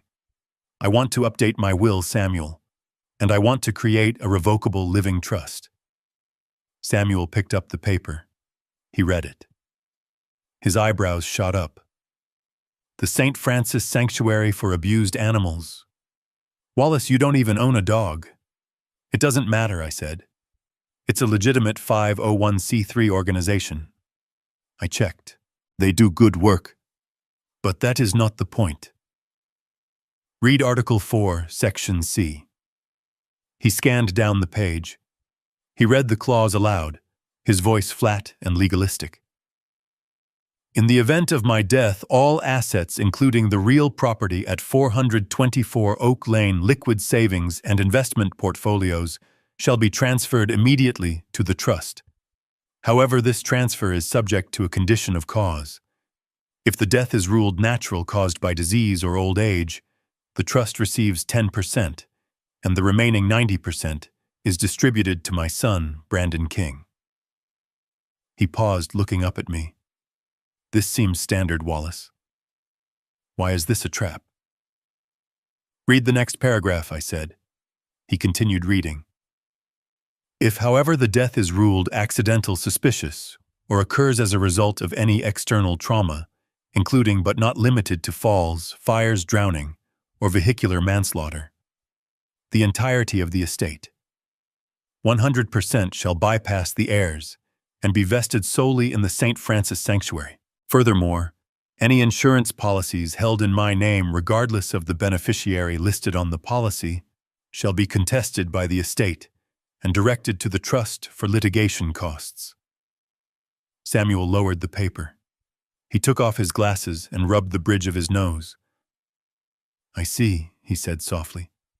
You are creating a financial incentive for them to keep you alive. Exactly, I said. If I die in my sleep, they get everything. If I die in a tragic accident involving a well or a staircase, they get zero. In fact, they get less than zero because the litigation clause will tie them up in court for years. But Wallace, Samuel said, leaning forward, you know this house is already... I held up a hand, silencing him. I know what the house is, Samuel, and I know what the government is doing next year, but they don't. And that is why this document is the perfect bait. We spent the next 2 hours formalizing the language. We made it ironclad. We used words like irrevocable and perpetuity. We built a legal fortress around my life constructed not of bricks, but of clauses and statutes. When it was done, Samuel printed 2 copies. One was on heavy bonded paper, watermarked and official. We signed it. He notarized it with his heavy embossing seal. Now, I said, taking the second copy. This one I want you to mail to my house. Mark it urgent and confidential. But send it via regular mail so it arrives tomorrow. Why? Samuel asked. Because Monica opens my mail, I said. She steams the envelopes open and glues them back shut. I've noticed the gum on the flaps is always tacky. I need her to read this.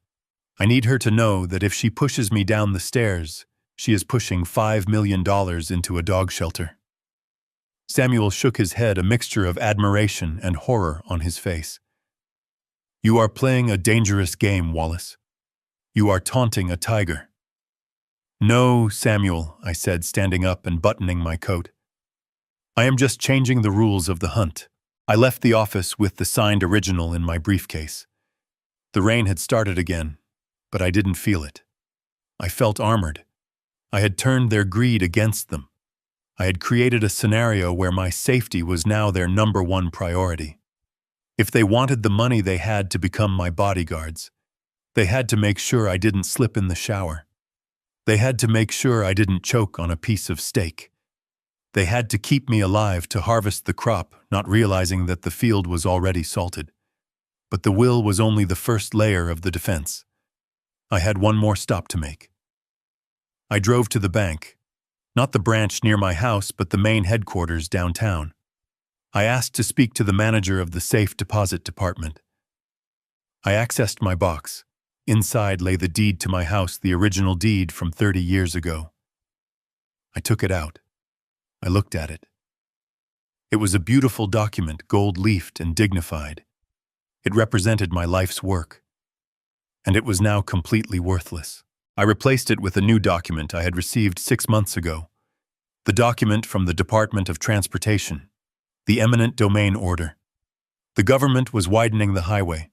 My property, along with 6 others on the block, had been claimed. The check for $3.2 million had been deposited into a blind trust account I had set up years ago for charity. Technically, I was a squatter in my own home. I had a leaseback agreement allowing me to stay until demolition day, which was scheduled for January 1st. I placed the eminent domain order in the very back of the box under a stack of old savings bonds. Then I placed the fake will, the one I had just signed, right on top. If they got desperate enough to drill the lock on my safe deposit box, which I suspected Monica was capable of, they would find the will. They would see the trust fund clause. They would panic. But they wouldn't dig deep enough to find the government order. Greed makes people shallow. They stop digging when they hit the first layer of gold, or in this case, the first layer of bad news. I drove home. The house was quiet. Brandon's car was in the driveway. As I walked past it, I saw the mud on the tires. They had been out, probably scouting the location where they planned to dump my body after the accident. I walked into the kitchen. Monica was there brewing coffee. She jumped when I entered, spilling a little water on the counter. "Wallace," she said, her voice high and tight. "We didn't hear you come in." "I was just running errands," I said. "I went to see my lawyer." The mug in her hand froze halfway to her mouth. "Your lawyer?" she asked. "Is everything okay?" I smiled.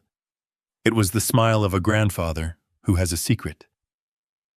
"Oh, everything is fine. Better than fine. I just wanted to make sure my affairs were in order. You know, with my health scare yesterday, it made me think. I realized I needed to update my will. To make sure you and Brandon are taken care of." I saw the greed flash in her eyes, warring with suspicion. That's very thoughtful of you, Wallace." "Yes," I continued, pouring myself a glass of tap water. "I made some changes. Big changes. Samuel is mailing a copy to the house for you to review. I think you'll find it very interesting, especially the part about accidental death." I let the words hang in the air. Accidental death. Monica stared at me. She was trying to read my mind, but I was a closed book. "What about accidental death?" she whispered. I took a sip of water. "Oh, just some standard protective clauses. You know how insurance companies are. They hate to pay out on accidents, so I made sure that if anything unexpected happens to me, the estate is handled in a very specific way, to avoid complications." I finished my water and rinsed the glass. "Well, I'm going to take a nap. All this legal talk is exhausting." I walked out of the kitchen, feeling her eyes boring into my back. I knew exactly what she was going to do the moment I went upstairs. She was going to call Brandon. They were going to spend the next 24 hours agonizing over what that clause meant. They wouldn't dare touch me until they saw that document. I had just bought myself a life insurance policy that didn't cost a dime. I had bought it with their own paranoia. I went into my bedroom and locked the door. I lay down on the bed, but I didn't sleep. I stared at the ceiling fan, counting the rotations. 1, 2, 3. The trap was set. The bait was laid. Now all I had to do was wait for the wolves to start eating each other.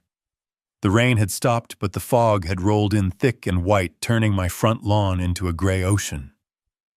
I was sitting in the dark living room, the curtains drawn, watching the street through the gap in the fabric. I knew they would come. Predators have a scent, and desperation smells like blood in the water.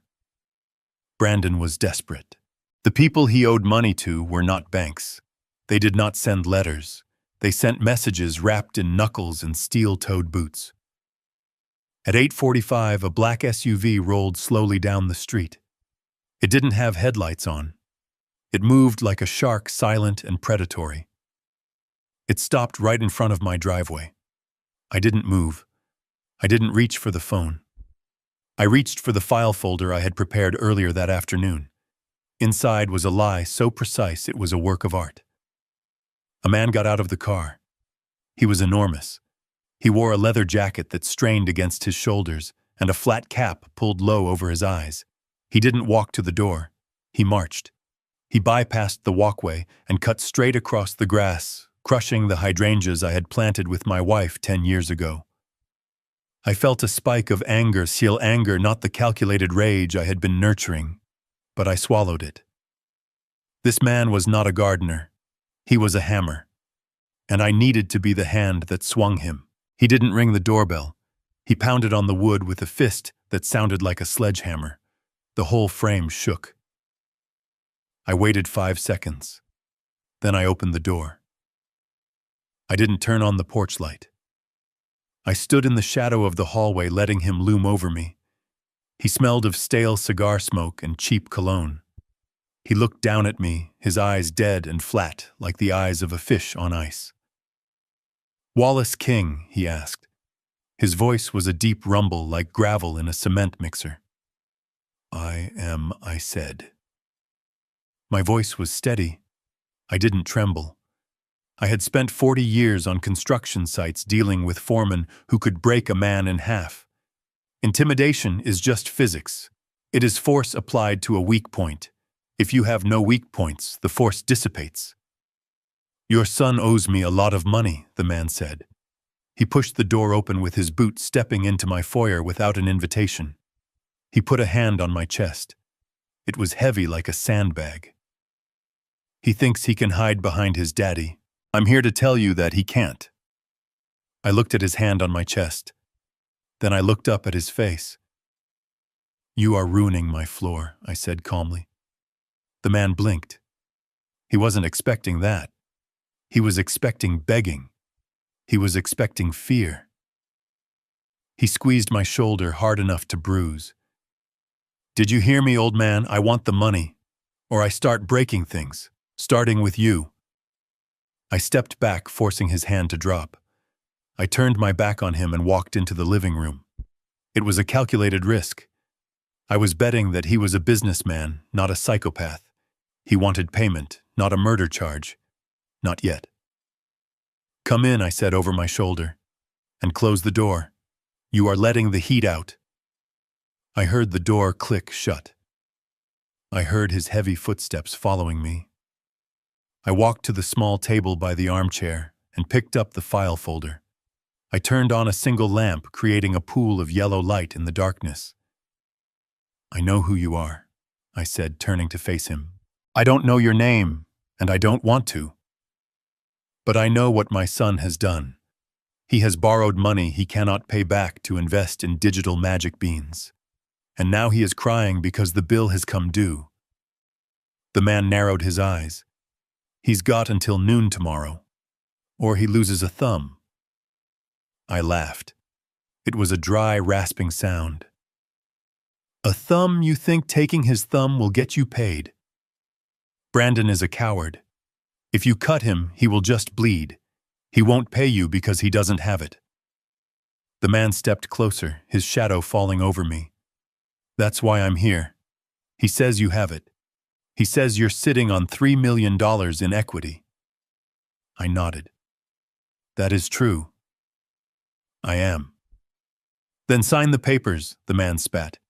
"He said you were being difficult. He said he needs your signature to access the line of credit. Sign it, or I will break every finger on your right hand until you can't hold a pen, and then I'll make you sign with your left." I looked at him with pity. It was the most insulting look I could muster. "You are a professional," I said. "I can see that. So it surprises me that you are so easily manipulated by a liar like my son." The man stopped. "What Brandon told you I refused to sign?" I asked. "Yeah. He said you told him to get lost." I opened the folder. I pulled out a document. It was a forgery I had created on my computer, complete with a scanned logo of my bank and a transaction number. It looked like a wire transfer confirmation. "I signed the papers yesterday morning," I lied. "I liquidated my retirement account. $500,000. I wired it to Brandon's account at 9 a.m. this morning. I told him to pay his debts and never speak to me again. I held the paper out to him. The man snatched it from my hand. He stared at the numbers. He stared at the date. "He has the money," the man whispered. The anger in his voice shifted.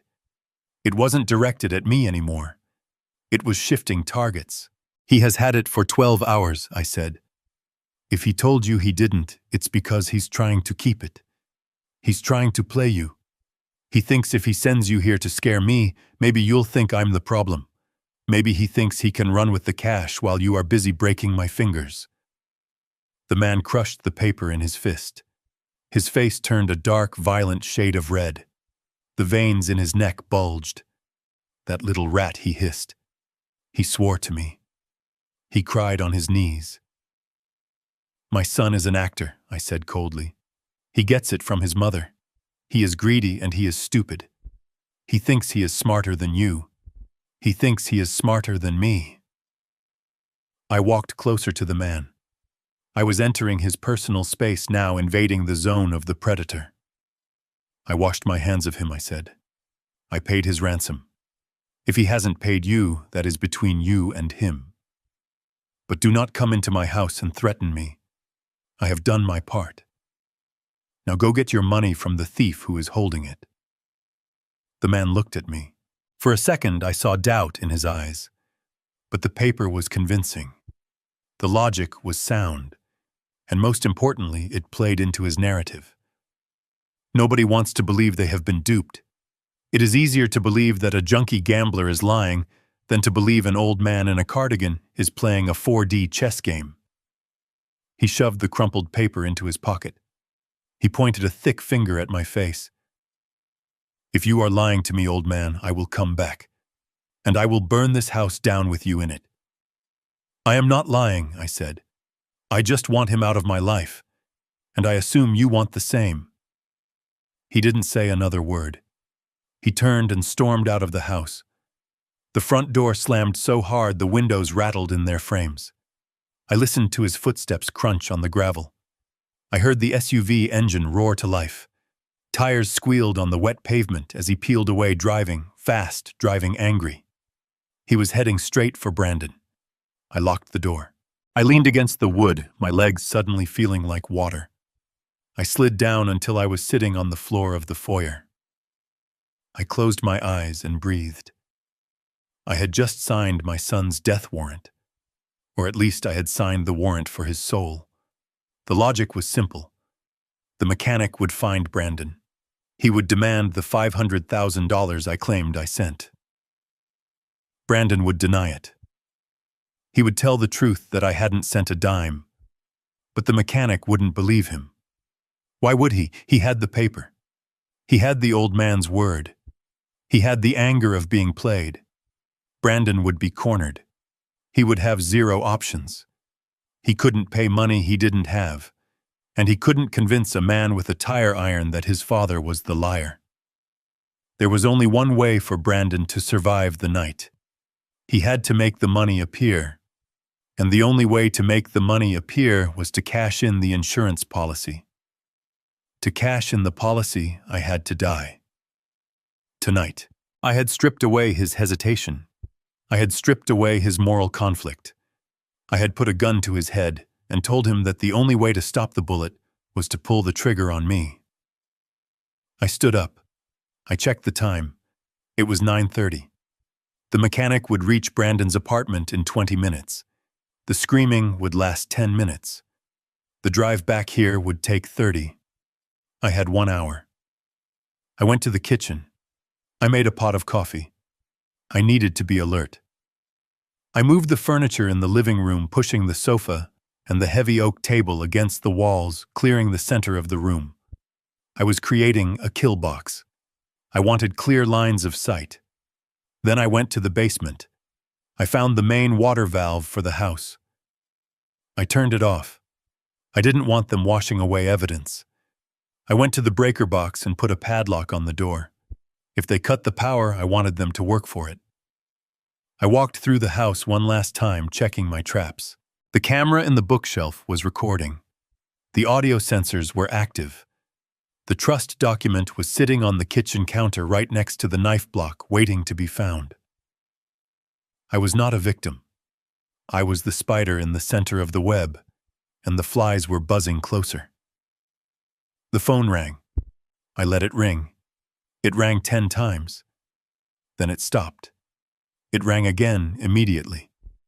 I picked it up. Dad. It was Brandon. He was sobbing. He was hysterical. I could hear the wind rushing past the phone. He was driving. Dad, you have to help me. He's here. He says you sent money. He says you lied to him. He's going to kill me, Dad. I didn't answer. Dad, please tell him you didn't send it. I held the phone away from my ear. I listened to the panic in his voice.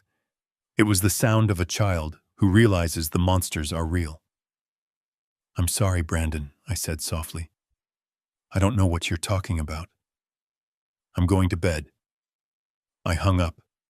I unplugged the phone from the wall. That was the final push. He was coming. And he wasn't coming to talk. He was coming to tear the house apart to find the money he thought I was hiding, or to kill me to get the payout he needed to survive the morning. I sat down in my armchair in the dark. I placed my hands on my knees. I waited for the sound of breaking glass. I was ready. The hounds had been unleashed, and they were leading the hunter right to my door. The storm outside was not just weather anymore. It was a shroud, a heavy velvet curtain drawn across the stage to hide the violence of the final act. I sat in my armchair in the corner of the living room, shrouded in shadow, invisible to anyone who did not know where to look. I had been sitting there for 3 hours. My legs were stiff, but my mind was vibrating with a cold, crystalline clarity. The house was silent save for the rhythmic drumming of rain against the siding and the occasional groan of the timber settling in the wind. I knew the sounds of this house better than I knew the beat of my own heart. I knew that the third step on the stairs creaked. I knew that the front door swelled in the damp and stuck slightly at the bottom.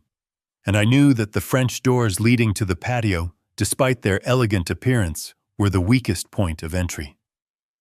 At 2:14 in the morning, the silence broke. It wasn't a knock. It wasn't the subtle click of a lockpick. It was the shattering of glass. The sound was violent and abrupt, tearing through the quiet like a scream. A brick wrapped in a towel to muffle the noise had been thrown through the pane of the left French door.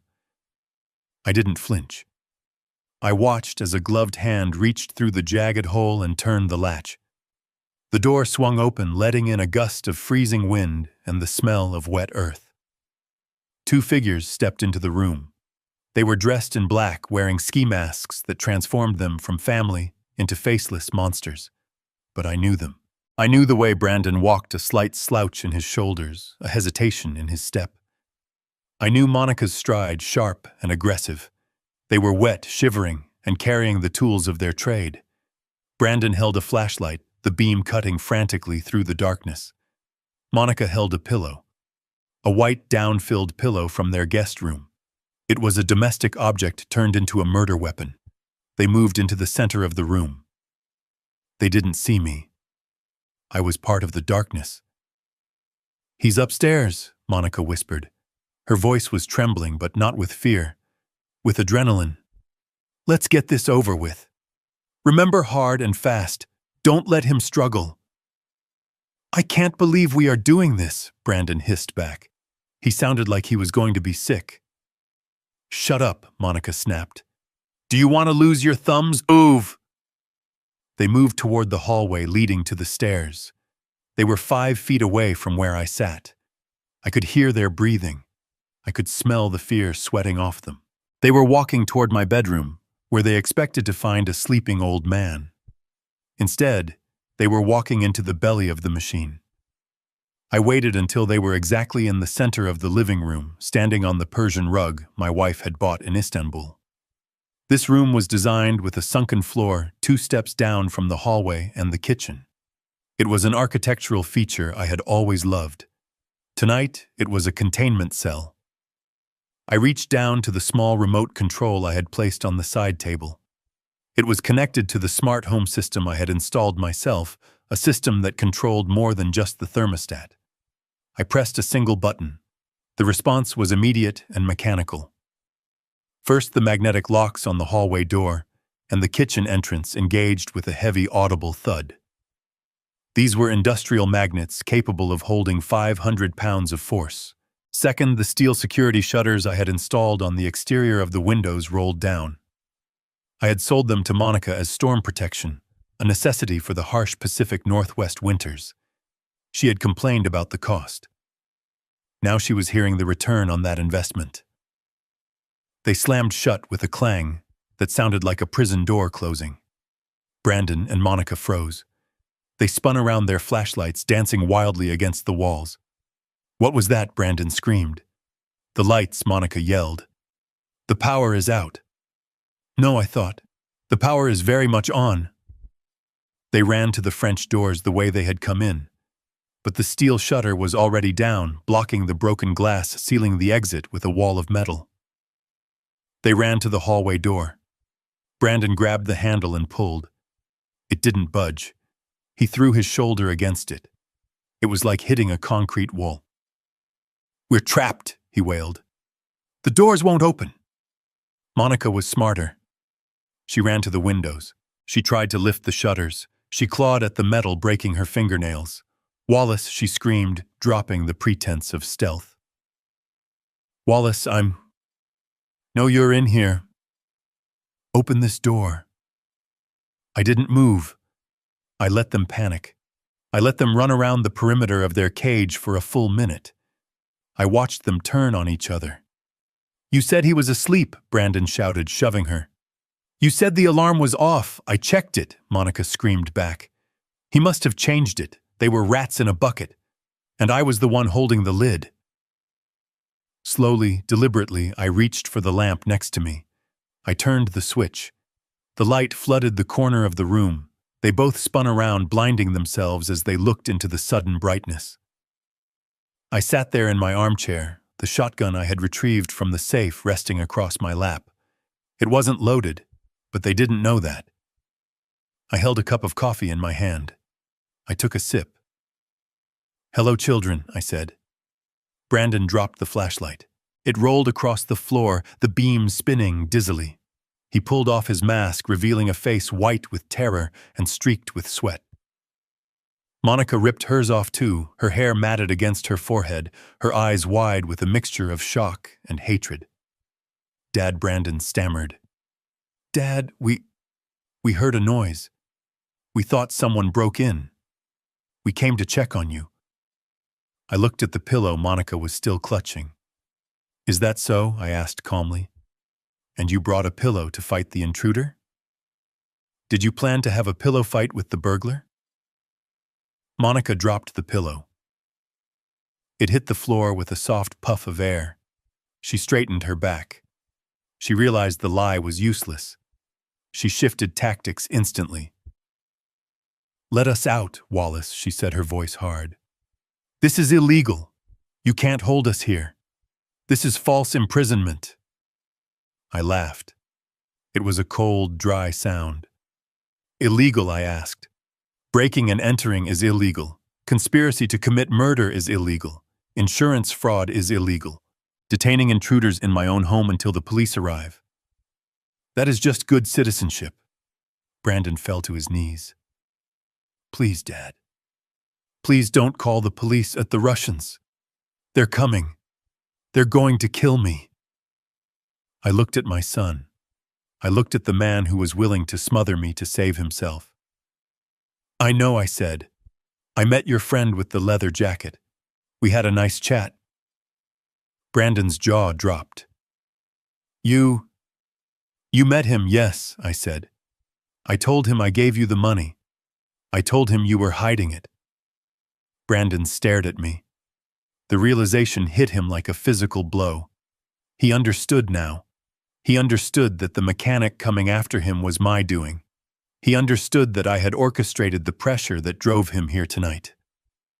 You set us up, he whispered.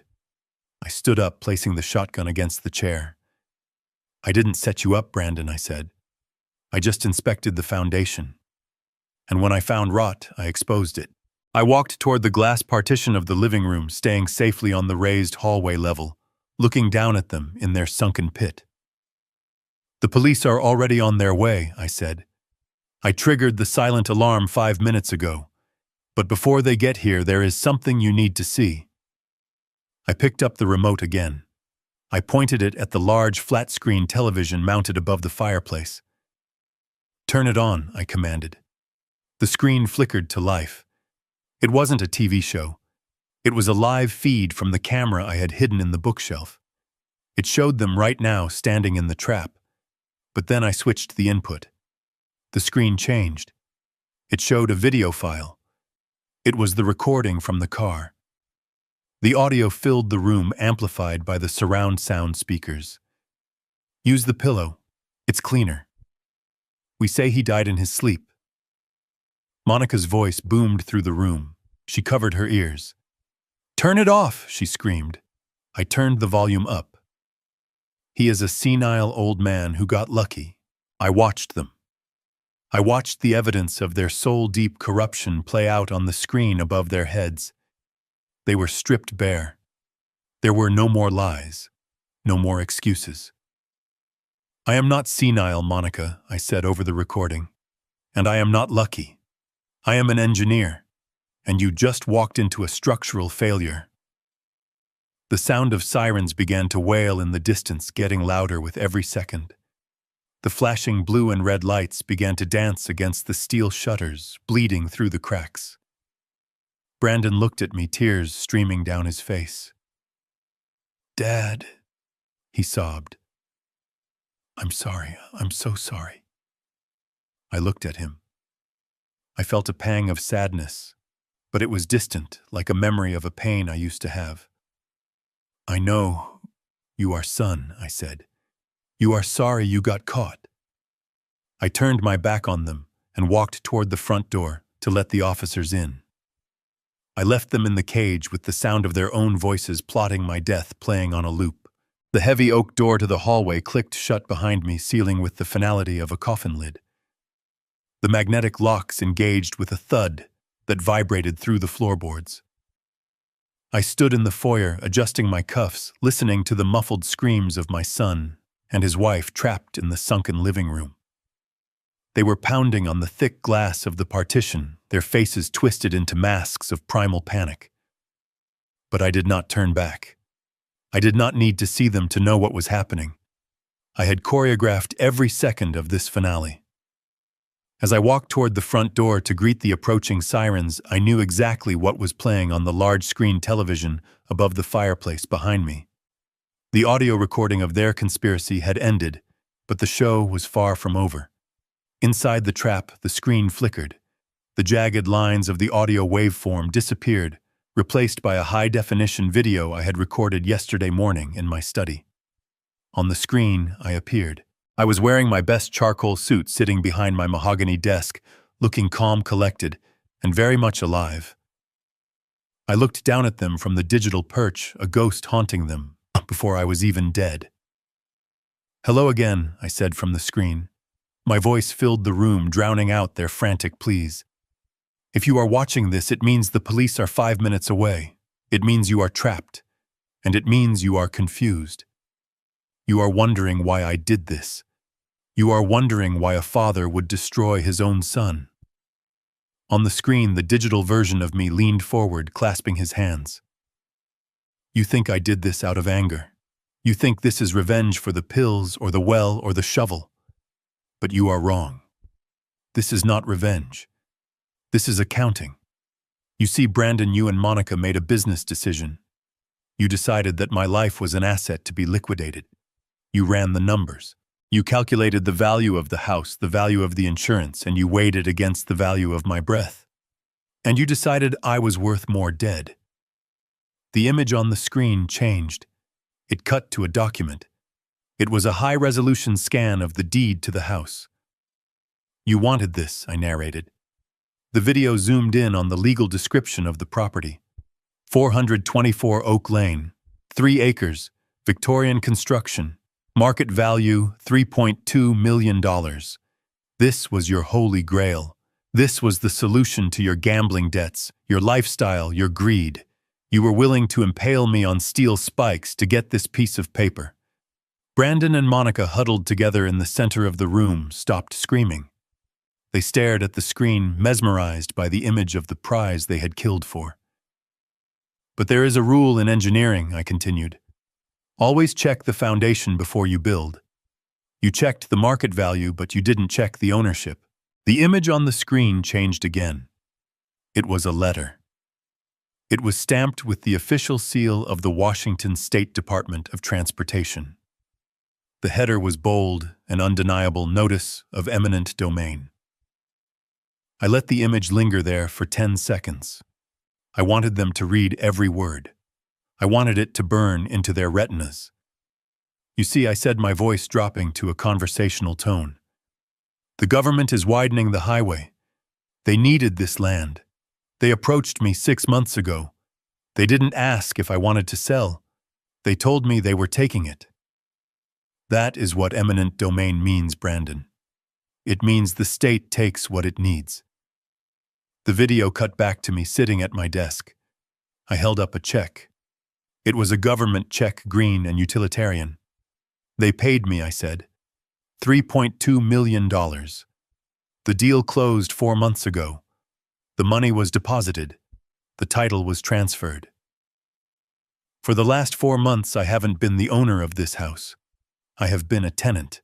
I signed a temporary occupancy agreement, allowing me to stay until January 1st. Do you know what happens on January 2nd? I paused for effect. Bulldozers, I said. This house, this beautiful structure, this cage you are standing in right now is scheduled for demolition in 3 weeks. It is going to be a pile of rubble. It is dust. I watched the realization hit them. I couldn't see it with my own eyes anymore, but I knew it was happening. I knew Monica's legs were giving out. I knew Brandon was gasping for air. The house they had tried to kill for didn't exist. They had committed attempted murder for a phantom. And the money I asked from the screen. I know that is what you are thinking. The $3 million is still in the bank, right? I am your heir. I still get the cash. I shook my head slowly on the video. I knew you were coming, I said. I knew you were wolves. So I made a donation. The screen flashed to a receipt. It was a transfer confirmation from my bank. The recipient was listed clearly, the Veterans of Foreign Wars and the St. Francis Animal Sanctuary. The amount was $3,200,000. Balance remaining in my account, $4,000. Enough for a funeral, but not enough to pay a Russian loan shark. I gave it all away, I said. Yesterday. While you were buying rebar at Home Depot. I was wiring my fortune to people who actually have honor. I would rather see that money buy dog food and prosthetic limbs than see it pay for your BMW. The digital Wallace leaned back in his chair. So here is the math, Brandon. You owe $500,000 to the mafia. You are going to prison for attempted murder, which carries a sentence of 20 years. You have no house. You have no inheritance. You have no insurance payout. You have nothing. You destroyed your soul for absolutely zero return on investment. The video ended. The screen went black for a second, then displayed a single live feed from the camera in the room. It showed them standing in the wreckage of their lives. Brandon was on the floor, curled into a fetal ball, sobbing. Monica was staring at the blank screen, her mouth open, her eyes empty. She looked like a statue of greed that had cracked down the middle. Outside, the blue lights of the police cruisers swept across the front lawn, illuminating the rain. I opened the front door. The cold air hit my face clean and sharp. A police officer came running up the steps, his hand on his holster. "Mr. King," he shouted. "We got a silent alarm.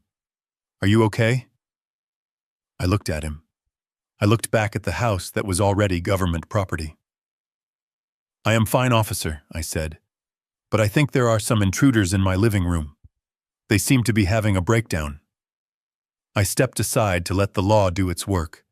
I had demolished the structure. Now it was time to clear the debris. The uniformed officers moved into the living room with the efficiency of a demolition crew. There was no resistance, only the pathetic, wet sobbing of two people whose world had just evaporated. I watched from the hallway as Brandon was pulled to his feet. He looked small. The arrogance that had allowed him to plot his own father's murder had vanished, leaving behind a terrified child in a man's body. He looked up at me as they cuffed his hands behind his back. His lips moved, forming the word, "Dad," but no sound came out. I did not look away, but I did not step forward. I stood still, a statue of grief and justice, witnessing the collapse of the structure I had built, but failed to reinforce. Monica was different. As the female officer escorted her out, she didn't look at me. She stared straight ahead, her face a mask of cold fury. She wasn't sorry she had tried to kill me. She was sorry she had failed. As she passed me, the scent of her expensive perfume mixed with the smell of damp wool and fear. It was the scent of corruption leaving my house for the last time. The flashing lights faded into the night, taking the noise and the tragedy with them. I was left alone in the silence of a house that was no longer a home but merely a building waiting for the end. 2 weeks later, the sky was a brilliant, sharp blue. I sat on a folding chair on the sidewalk across the street. Next to me sat Sullivan. He was wearing the same trench coat, holding 2 steaming paper cups of black coffee. We didn't speak much. There wasn't much to say. In front of us, the massive yellow arm of an excavator rose into the air like a prehistoric beast. It paused for a moment, silhouetted against the sun, before crashing down onto the roof of 424 Oak Lane. The sound was a thunderous crunch of timber and glass. Dust rose in a cloud, glittering in the sunlight. I watched as the chimney, the one I had laid brick by brick 40 years ago, crumbled into dust. Sullivan took a sip of his coffee. "Does it hurt?" he asked, his voice rough but kind. I watched the machine tear down the wall of the master bedroom. "I thought it would hurt," I said. "I thought I would feel like I was losing my history. But I don't." I took a sip of my own coffee. It was hot and bitter, just the way I like it. "I feel lighter," I continued. "That house was filled with ghosts. It was filled with lies. Now it is just wood and stone returning to the earth. The highway they build here will carry thousands of people to their futures. That is a better legacy than a monument to a failed family." We sat there for an hour watching the demolition. When the old oak tree, the one that had hidden the well, the one that had almost been my tomb, was pushed over, I felt a knot in my chest finally loosen. The roots were exposed, twisted and dark, but they were no longer holding anything up. I turned to Sullivan. "You know, I'm thinking of moving to Arizona. Somewhere dry. Somewhere without leaves to rake." Sullivan smiled, the first genuine smile I had ever seen on his face. "Sounds good, Wallace. Just make sure you check the foundation before you buy." I laughed. It was a real laugh. "I will," I said. "I always do." I finished my coffee and crumpled the cup. The house was gone. The past was buried. And for the first time in a long time, the road ahead was wide open. I used to believe that family was the one structure that could never fail, a sanctuary immune to the erosion of the world. I was wrong. I learned that loyalty is not inherited through blood. It is earned through character. My son taught me that the most dangerous enemies are often the ones sleeping under your own roof. It is an agonizing thing to dismantle the life you built for your children. But I realized that a foundation built on greed will always collapse eventually. I chose to survive. I chose to clear the debris of a toxic love. And in the end, I found that standing alone in the sunlight is far more peaceful than sleeping in a mansion with wolves. If you believe that justice was served today, hit that like button and subscribe to the channel for more stories of truth and retribution. Now I want to hear from you. Have you ever had to cut a toxic family member out of your life to save yourself? Share your story in the comments below. I read every single one.